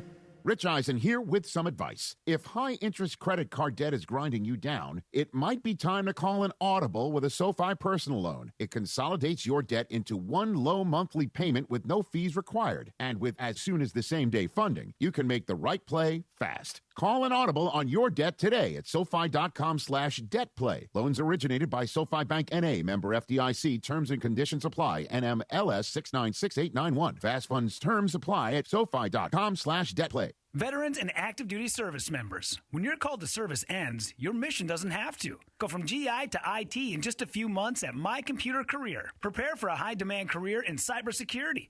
protecting people, systems, and institutions from real cyber threats. Cyber warriors are needed now. Will you answer the call? Go to mycomputercareer.edu/CWP to learn more. That's mycomputercareer.edu/CWP, an Elite CompTIA certification partner. VA education benefits are available to those who qualify. And it is the No Stress Sports Talk Express to the DeMarco and Travis Afternoon Show.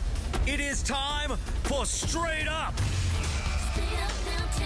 with Sweet Tea Travis Rogers. Straight Up on the DeMarco and Travis Afternoon Show, made possible by Blue Ice Vodka. Blue Ice Vodka, America's largest potato vodka, double gold rated, just 64 calories an ounce, and made from Idaho potatoes. Clean, smooth, no additives. Blue Ice Vodka, premium taste, nothing extra. Let's do it straight up with Travis Rogers right now.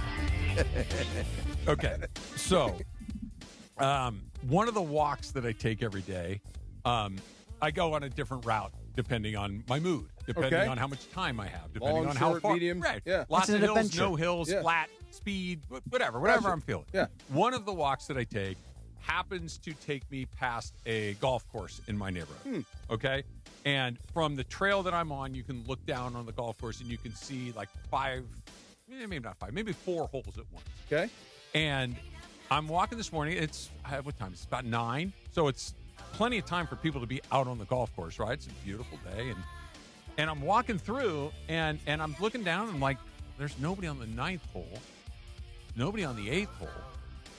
I'm walking down by the 7th. There's nobody on the 7th. Like, this is weird, man. Like, maybe, and I'm thinking maybe it's a tournament, right? Because sometimes they'll have a show. So they get the golf course clear and they start everybody on different holes, shotgun start. Yeah. And I'm thinking, oh, but there's no activation set up. There's no tents. I'm like, something's going on. Something's weird. Maybe it's close. Maybe they're doing renovations. Okay. Go grab your clubs. Right. Then I get to the 7th tee. There's a group of 4 people on the 7th tee. Oh. And another group of 4 people on the 7th tee. No. And a group of people on the 6th green. Oh, no. And a group of people in the 6th fairway. Oh, no. And I'm thinking this group of 4 that is still on the tee is literally backed up the entire course. And it's only 9 o'clock in the morning. Again, 7 wide open other than the tee. 8, not a single person. There are already 3 holes behind at best because I can't see 10, 11, 12. I don't know what else is up there. Yeah. And so as I continue to walk so now I'm going by 6, and then the course kind of changes. Now I'm going by 3 and 2 on my way through here. It's just a log jam the whole way. Here is my public announcement if you play some golf. If there is nobody in front of you and you turn around and see somebody behind you, let them through. Okay. Everybody will have more fun. You will have more fun. I will have more fun. Everybody behind you will have more fun. If there's nobody in front of you and you turn around, you see everybody with their arms folded, leaning on their drivers and their putters, giving you hostile body language move your ass. Okay. Get out of the way. And this golf course I'm walking by, not cheap. Okay? You're ruining everyone else's day. What do I say? Would Can you we like please to play through? No. Yeah. If I'm offering, would guys, you like to play through? We're sorry, we're a little slow today. Guys, go ahead. Okay. That's it. That's and it. Every Okay. golfer behind you go, thank you very much. And they'll go, and then the next group's going to catch up on the next hole. You let them through. And your round may take 7 hours, but no one else's will. Okay. So you let every single Not at once. group through. Hole by of course. hole. As Okay, you go. go ahead. Until there's nobody waiting behind I you. mean, obviously they're slow, so that means they're taking multiple shots off the tee. It's going out of bounds. They're having mulligan galore. Like if I don't 3 know. holes back, that I would It lose was my mind. log jammed like crazy. Old people? No. You don't even want to say. I know. Okay, I have a question because I don't golf. Like, I don't golf. Like, the only golfing I do is like mini golf. Okay. Yeah, So, sure. and I hate when I'm waiting on that. So I can only imagine the real thing. So if I'm the person that's taking too long, I can also, like, or my group, can I also opt to skip that? Or do I let pick them? it up. Well, You can do whatever you want. A good golf course, Marshall will come up to that group and say, Pick it up. guys, Yeah. you're on the same. We're moving up to the 9th hole. There you go. Or we'll refund your money. You got to leave. Yep. Like we got to go. Like we're charging people $250 a piece here. You're They're not messing here it to all up. watch you chop this thing into bits. You should pull up in your cart, get a few swings, and tee off. Yes. Right? Put That's the ball it. on the ground, hit it, move up, There hit you it go. again, and Okay. everybody's going to have a better time. And if you're going out of bounds, pick up and move up and move on. Just keep moving on because it is like I will avoid golf courses just because I know they're going to be 6-hour Be rounds. slow. Yeah. When do Can't do it. you, as a golfer, when do you start to give the bad body language and After let the- it be after known? After the second hole in a row, I've had to wait an inordinate amount of time. Okay. And at that second hole, I might say, "Hey, do you mind if we go through?" Like, basically, I'm insisting that I go through. And if you say no, I guess I'm not going to be confrontational about it, but I'm going to let you know because I'm going to say, "Hey, look, you mind if we go through? Like, we're already stacked up 3 groups deep Dang. here. Wow. Like, let's get this thing going." No, they were not. Lose my Okay. mind. Like I'm not a great leave it there. I'm not a great golfer, but I will pick up if I have to. Okay, and keep pick it moving up. Let's forward. go. Yeah, Right there you go. You can shoot 150 and do it in 4 hours. right. Doesn't You can. matter. Absolutely. You just Absolutely. keep going. All the Just rules. keep going. Wow. Where was the marshal? I don't know. Okay. Not in a lot of places. It's wow. deeply upsetting. Straight up. Sponsored by Blue Ice Vodka. You weren't even out there. America. I was angry for them. America's largest potato vodka, double gold rated, just 64 calories an ounce, and made from Idaho potatoes. Clean, smooth, no additives. Blue Ice Vodka, premium taste. Let me nothing appeal. extra. Let me appeal. No. I'm telling you. Just try the Hawk.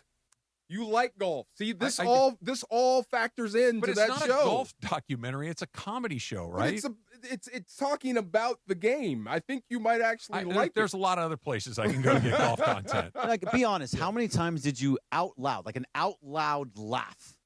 Not many. Yeah. Not many. Okay, you Not many at all. Again, lost me. Couple courtesy laughs.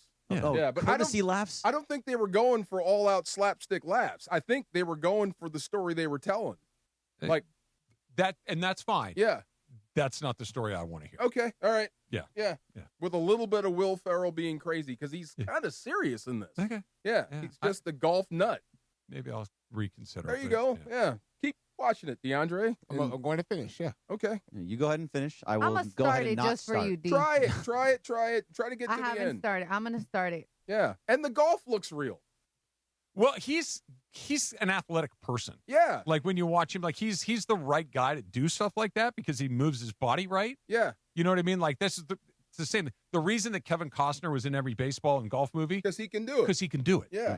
Right. And it for people like me, when you watch a sports movie where the guy can't do it, it's like, oh, this sucks. Okay. The only exception to that, there's one like glaring exception. I'm like, it was such a good movie and I liked it so much. I'm like, I didn't even care how, but was Tim Robbins throwing a baseball in Bull Durham. Oh, yeah. Like he was so bad. I'm like, all right, I'm just not going to look at this. Okay, back to Crash Davis, man, because Tim Robbins is a great actor. Yeah. He's Yeah. just not a baseball I want to player. believe you threw it 120. It looked like he'd never seen a baseball when he showed up on the set. Do you remember when Will Ferrell played all 9 positions Yeah. in a game? Yeah. And Will Ferrell's athletic. Right. Like he's an athletic guy. do you remember that when it happened? I It do. was like what, like probably like 15, 20 years Yeah, ago. I think Topps like put a baseball card out for each of the For- teams he Yeah. played for, and these are those. At one different point, places. Baseball Reference had him as listed as every single position. Yeah. That's funny. Yeah, isn't it true that Woody Harrelson actually can hoop? Yes. Yeah, he can bowl. Yes. He Yeah, can yeah, yeah, absolutely yeah. bowl. Wesley absolutely. Snipes was the one that really wasn't that good. He had no idea how to play. He was a terrible athlete. You want me to ruin that movie for you? Who? I've seen it plenty of times. So Okay. yeah. What movie? White Men Can't Jump. Yeah. What? Oh, yeah. Watch the editing. Whenever Wesley Snipes is doing anything, it's in slow motion because he's slow and clumsy. Yep. And whenever they shoot the ball, it's a cut. When the ball leaves his hand, it cuts. When Woody shoots the ball, it's at full speed, and you watch the ball leave his hand go in the bucket.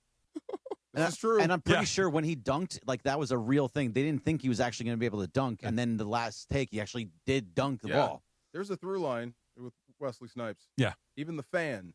Yeah. You don't really see him play baseball. In Oh, my Major League, he Yeah. doesn't. He didn't play baseball at all. Not much. The Fan is one of the most ridiculous But it's great. movies. It's great. Oh, ridiculous. it's fantastic. They're playing baseball while it's a It's a downpour. downpour. I think the ump's going to stop the game. There was It's so a much rain. Hurricane. Like, Yeah. what are we Like, doing yes, here? it's going to look great. Wait a minute. It could be in the Juan rain. Juan Primo got knifed, and we just moved on. This is an old Bill Simmons bit that he used Oh. to put in there all the time, and he's right. It's like, just get one sports fan as a consultant. If you're doing a sports movie, just go into a bar and find a guy that, hey, do you watch sports? Yeah. Talk to him for 5 minutes. Find out he knows what he's talking about, and say, hey, will you come and watch this shoot for a month and just make sure we're doing, like, there's nothing Make sure that's it looks right. Nothing crazy. crazy. Yeah, there you go. There's nothing crazy. There's no downpour of rain in a game, in a baseball game. A That- monsoon. And that they're playing Roy- baseball, right? Come that on. Roy Hobbs' son knows how to play catch. Because, like, hey, guys, One little part. guys, replace him. Yeah. Really? Trust me. Trust Just me. different actor. Is that guy? Here's what you do. There's a high school around here. Go get the kid that plays shortstop. Bring him over here. Him. There He'll you go. be fine. Fine. Give me the player of the year in Little League. Well, Let him yeah, do it. He'll Yeah. be fine. There you go. Don't go to the drama department. How do you Go let to the that go by? baseball field and take the center fielder. He'll be fine. He'll be good. I really you know like who that else can movie, beat though. you I up love in The Natural. basketball? Is Adam Sandler. Yeah, I was just thinking that. Oh, yeah. Adam will He's a light you up. hooper. Yeah, oh, yeah. Oh, big, For real big hooper. time. Yeah. I heard that Justin Bieber can play a little Really? bit. No, yeah, He he's good can too. play, Yeah. Mhm. I would foul him. Yeah. Yeah. Well, if you found him, you'd probably kill him. Well, I mean, Yeah, he's just not. because. He's not a big man. Let's see how tough But, you are. yeah. I would love to play basketball with Adam Sandler. Like, if I just catch him like at a random like pickup That'd game, be amazing. He I would, does it, I would too. literally just pull up. He'll and pull out, up yeah. and play. Yeah. Well, he's I saw- always in like basketball gear. Oh yeah, he's always in his basketball So he- shorts. Got Yeah. a little button up on. Stay ready, don't gotta get ready. That's But true. apparently he's on like Jamaica or on vacation somewhere. I saw it online just the other day that he called a non-emergency hotline to see if there was a outdoor basketball court for That him is to go very. play at. I saw that story. You saw that too? Yeah. Like that's Adam Sandler in baseball and basketball. You said you wanted to talk about something. I already forgot what it was. It was the Lakers. He said something. Oh, yeah. He said, JJ he said coaching. about Yeah. JJ coaching. Yeah, yeah. So the fact that I'm totally with you. This is a moment for the Lakers to me where they can actually JJ can prove what he can do as a head coach. I'm with you. You now have a team that is built to learn how to play defense at a high level that JJ wants it to be able to run sets that he wanted. You don't have guys that just don't want to play the way that you want them to play. They all are going to be on one footing, and it seems like this is a moment for JJ to prove how good of a coach he is and trying to go after a coach of the year. I'm with you. Well, it was hard to say in front of Michael because he's a Laker, but if they took a step back win-wise, like from 53 to 45, but they're getting better in that system, I'd be okay with it. And It's if it- okay. Again, it's like we're talking about Yeah. John Harbaugh or anything. Like, guys, this is how we're going to get We're over building. there. Right. And if we have to Yeah. go the long way around, that's okay. Yeah. Like the short way is not going to work for us. We have to go the long way. We have to get better defensively. We have to get better schematic. Whatever it is, I think real fans will understand that. The very impulsive fans, they won't. That's okay. They're impulsive. They're going to come right back the second you get there ultimately anyway. So Right. don't sweat them. The people that understand. Are you 100% on JJ Redick? Yeah, I think I am. 100%? Are you? Yeah, I'm totally 100%. Really? Yeah. I mean, we haven't seen it yet. We've seen enough of what he can do when LeBron's out, when Luka's out, when Austin was out. You can see what he runs plays out of timeouts consistently. He does. He gets and people- you're yeah, looking like, yeah. okay, that was the right play. It didn't get it. The shot wasn't made, but he got a guy open. There's a lot of times where I see that, and DeAndre, I'm pretty sure you see this too. Consistently out of timeout plays are amazing. Yeah, I me personally, I never thought this was a JJ issue. I thought this always has been a roster construction issue. I mean, the fact that he's able to win a playoff series without his superstar and his other guy that they just signed to a 4-year contract extension, Austin Reeves, it's real glaring that he's able to win a first-round series against the Houston Rockets. And then you don't have back-to-back 50-win seasons without being, a good head coach, especially in the Western Conference. So. Brian, Luka. Here's why I think he's a good coach. Number one, he's bright. He's like, if you listen to him, whether it was on his podcast or you listen to him call a game, you listen to him in his press conference, you listen to him afterwards. He's an intelligent guy, right? So I think that's a good starting point. Number two, he cares deeply. Yeah. Like he works his tail off. I think that's a really good sign. And that's a pretty good starting formula. I really want to do this, and I'm really smart, and I'm willing to listen, and I'm willing to adapt, and I'm willing to. I think we're going to figure some stuff And I got out. a club I can mold. Yeah, Right, yeah. yeah. There's moments like he got upset with Dalton Connect because he called a play for Dalton Connect, and you're seeing him freaking out and losing on the sideline of like, why are you not in this position? He knows where everybody's supposed to be on the floor, and if you just listen to him, it seems like you're going to be put into a position to succeed. And he does that with same thing with Vando. If Vando's not doing something, he will pull guys off the floor because they're not doing what he wants. And that means to me that he knows what he wants and he knows how it's going to be successful. I don't think he's afraid of confrontation, but he's also not confrontational. Right. You know what I mean? Like Yeah. he's not looking for it, but if it happens, I'm here for it, Yeah. and I'm going to stand my ground, and I'm going to do. But I'm also not going to embarrass you. I'm not going to try to go out of my way to do it publicly. Like I'm not looking for a confrontation, but if a confrontation shows up, I know how to handle it. True. And I think that's the only thing that I'm looking for out of him, and it hasn't happened because of roster construction, is developing guys, making young guys better. Well, here's your chance. Here's your chance. That's exactly what I mean. You got Carr, you Right. got Kaluma, who's on it. You have like Mamu. The What you're going to do with haven't him? had young players because they can't have young players because constantly LeBron's like, we got to do this right now. It's like, okay, right. We're just going to stay in that middle ground over and over again. This is the number one thing for me. It's a new conversation. It's a new team. It's a new direction, and the timeline has been reset, not completely, but significantly. Yeah, and Thiero is going to be a guy that I think it's really. I think you're 100% correct. I'm so excited to see what he does with this team specifically. And everybody, you look at the names of these guys, the Kalumas, the Mamus, whoever, everybody that they just brought in. You go, I don't know who any of these dudes are, and you remember like, oh, you're not Rui, you're not LeBron, Right. you're not those guys. This seems like it's going to be eventually a better team that all you grow from within. I'm excited to see it. I'm I so really excited. So excited. That's Derek Hill, right? The guy that was just up before him. I didn't see. Yes. He looks like Derek Lee. The old first baseman? He does. For the Marlins? Think about it. When you see that guy. I need to see him again because I know what Same Derek body Lee type, looks right? like. Cubs? Yes. Marlins, Diamondbacks too. I want to Diamondbacks, say, yeah. Same body, same beard. I'm like, is that the same guy? Don't take this. I like that you have Derek Lee knowledge is awesome. Really? That really caught me by surprise. Oh, you in the hockey yesterday. Then good. Like Derek Lee. Wow, There you damn, go. that's Yeah. a deep cut. Looks just that's like really him. good. Okay. I can't wait to see Philly Derek Lee. That's very exciting. Little shop talks coming up next. DeMarco and Trav, 710 ESPN. Don't miss the countdown to kickoff. Presented by BMO, official bank of LAFC. Big show coming up today. After a big 3-0 LAFC win in Carson last week, I got black and gold captain Aaron Long coming up on the show to talk about the clean sheet victory against the Galaxy. We'll also talk about Sonny's first MLS goal of the season, and we'll get you ready for LAFC's next match versus RSL. Join me tonight at 6:30 p.m. BMO presents Countdown to Kickoff, hosted by Mario Ruiz on ESPN LA.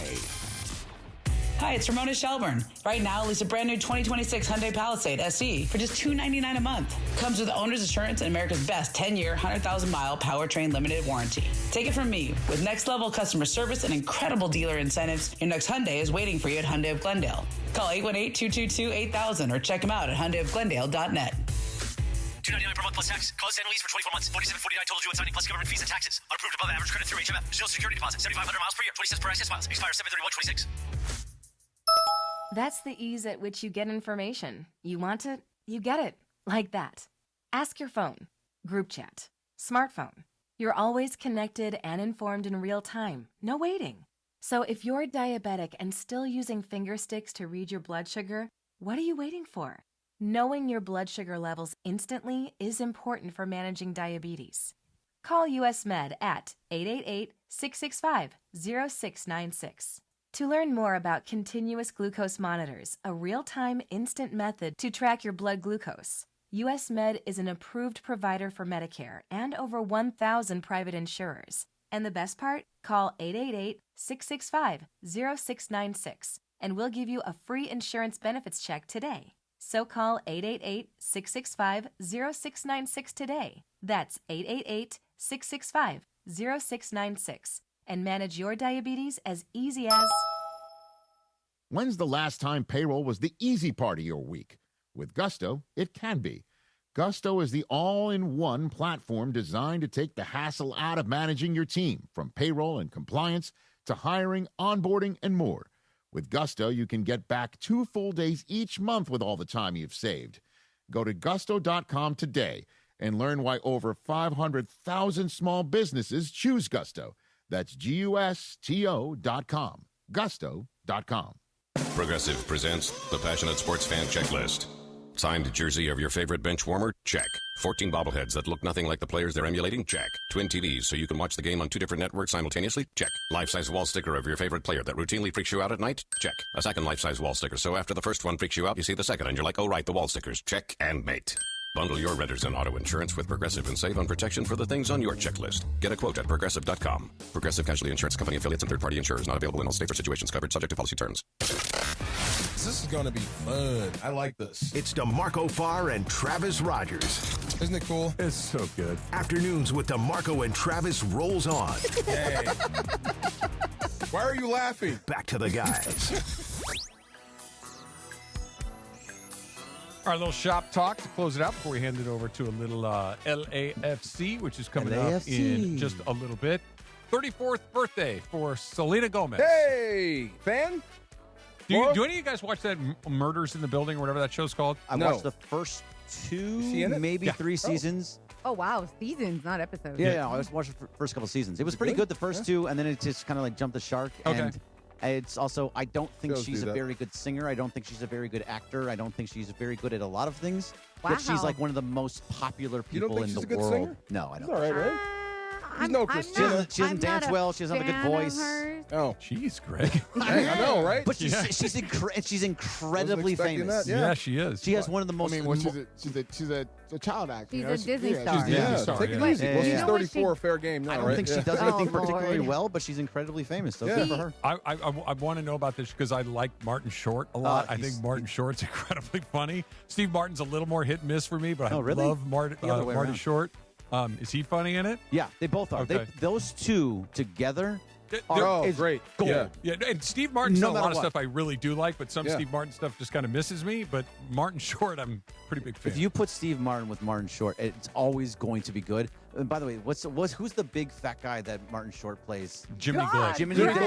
Glick. No, Yeah. he puts Yay. no. That's he I puts wasn't on a thinking fat that. suit. Yeah, fat Yeah. suit. Yeah. Yeah, he's Yeah, a little like guy. a bunch of He's yeah, going Jimmy for Glick. that. He's He going does to be celebrity called fat. interviews. Yeah, And those celebrity interviews are so funny. Hilarious. They're like Zach Galifianakis level. Oh, Between my two God, friends. that's so funny. Oh, God, it's so he just makes these straight jokes, and he just looks at you like, And he's so quick, too. Yeah. oh, he's great. 65th birthday for Keith Sweat. there you go. Yeah. I want that, baby. Yeah, I wanna. I knew you would sing. If I said his name. I knew it. I'm so happy. That was the go-to. I feel like we just hit another level. I'm like, I know what this is going to do. I know what this is There going to we do. go. That's when you know good. this is working. That's right. That's right. Happy 62nd to David Spade. Where are you out on Spade? He I- makes me laugh. I think he's hilarious. Okay, I me love, too. Love. I think he's fantastic. I miss him and Farrell. Oh, Yeah. Farley. yeah, Farley. Farley. Yeah. Together, they were great. Have Yeah. you ever seen Spade's stand-up? Yes, Oh he's my hilarious. God, is he good? Yes. Yeah. He's so good. Everything he does, he's always very good. So Spade and Farley are like Martin Short and Steve Martin Okay. together. Yeah. They just work They're perfect. together. Yeah, perfect together. They play off each other. They make fun of each other. It's That guy in Little Don't ask where the gym is. don't ask where the gym is. That's one of my favorite ones. Oh my God. His whole thing on Lenny Kravitz is Yeah, great oh, too. good That's stuff. an Yep. incredible bit. I believe this is a wrestler, Shawn Michaels, Oh, yeah. 61st birthday today. Heartbreak Kid, yes. Okay. Heartbreak Sweet Kid. Chin music. A fan? Oh, big time. Okay. How can you not? yeah. The Mount Rushmore of wrestlers, he's on it. Really? Oh, absolutely. Yeah, he's the showstopper. The icon. okay. I hate Yeah. Mount Rushmores, but what is it? What is your Mount Rushmore? I hate him so much. But Of it's fine. wrestling? Yeah. Oh, we don't have enough time for that. Well, there's only But 4. But he's on there. Well, there's one guy. I just Andre showed. the Giant has to be on there, right? He's on there. Hulk Hogan has to be on there. See, I mean, he's- that's why I don't want to talk about it. Well, I mean, Absolutely not. okay. Well, Greg. for like who he is outside, like the Sore wrestler. subject for D4. Yeah. Don't worry about Macho, Stone Terry, Cold, The Rock. whatever. There's a lot going on there. See, there's a longer conversation, but he's on there. Yeah. All right. Danny Glover, 80 years old Yeah, today. Getting too old for this. Detective Murtaugh. There you go. Yeah. Absolutely. Yes. It's funny. Danny Glover's probably been in a million movies, but I only see Lethal Weapon. You know, there's a certain, well, I was going to ask DeAndre, how old is your mom? There's a certain group of women that hate him for one movie. The Color Purple. Yeah. He played that too good. Yeah. He was a very bad guy. Yeah. Yeah. He brought it back with Lethal Weapon. He did. Yeah. For us, he did. But yeah. Riggs! Get your Arrows last in his car. That scene where he's sitting on the can. And Oh, my when they find the God. bomb underneath the toilet. Read my saltwater fishing. Oh, God, it's so, and he looks. He just sits there. When he's sitting there, he looks so defeated. He's just like, I'm gonna die taking a dump. He says like, that. This sucks. It's the great line. He goes, I'm going to die on the toilet. No. Yeah. That's so God, I good. haven't seen those movies in forever. Oh, it's fun. Do they hold up still? Oh, yeah. I'm sure they do. Absolutely. If you can. There's one guy The that Mel probably Gibson you of don't it like. all. No. That's it. Nope. Yeah. Nope. Yeah. Thank you for that. Yep. I'm good. Yep. Alex Trebek would have been celebrating a birthday today. Happy birthday. Yeah. Yes. That is the best gig in TV Yeah. game show host. He was Alex the best Trebek. at letting you down easy. No. Yeah. And he always he was so wry about it, the whole thing. And he was, when you did something dumb, he would call you dumb without calling you dumb. Yes. Yeah. It was he was terrific. perfect for it. I haven't watched it since. Yeah. I mean, I watched it a pretty good amount. The guy that is Ken Jennings. Yeah, Ken Jennings. I haven't Yeah. watched him. Is he any good? Yeah, he is. He's a He is. former winner, He's right? not Alex Yeah. Trebek. Well, you but- shouldn't be Alex Trebek. But he's good. He gets the show moving. He's got a sense of humor, and he does. Okay, good. Trying to replace Trebek, not Can't do easy. it. Yep. But Ken Jennings, I think, has done a pretty good job. And we'll end with a Dallas Cowboy 31st birthday for Ezekiel Elliott's only 31. He should still be playing. Dude, he feels like he's 70. Right. He seems like he should be older. Yeah. But I'm a little bit upset with you, Trav. You skipped John Leguizamo. Oh, John Leguizamo. How old is he? 66. John Leguizamo was one of the funniest actors. I loved him so much. He was in a movie. House of Buggin' was that show, Yeah. right? Incredible. He had the John Leguizamo show. Yeah. He was in a movie called The Pest. So good. LAFC coming up in Let's just go. a little bit. DeMarco, Greg, awesome. We'll see you all tomorrow. Mason in Ireland.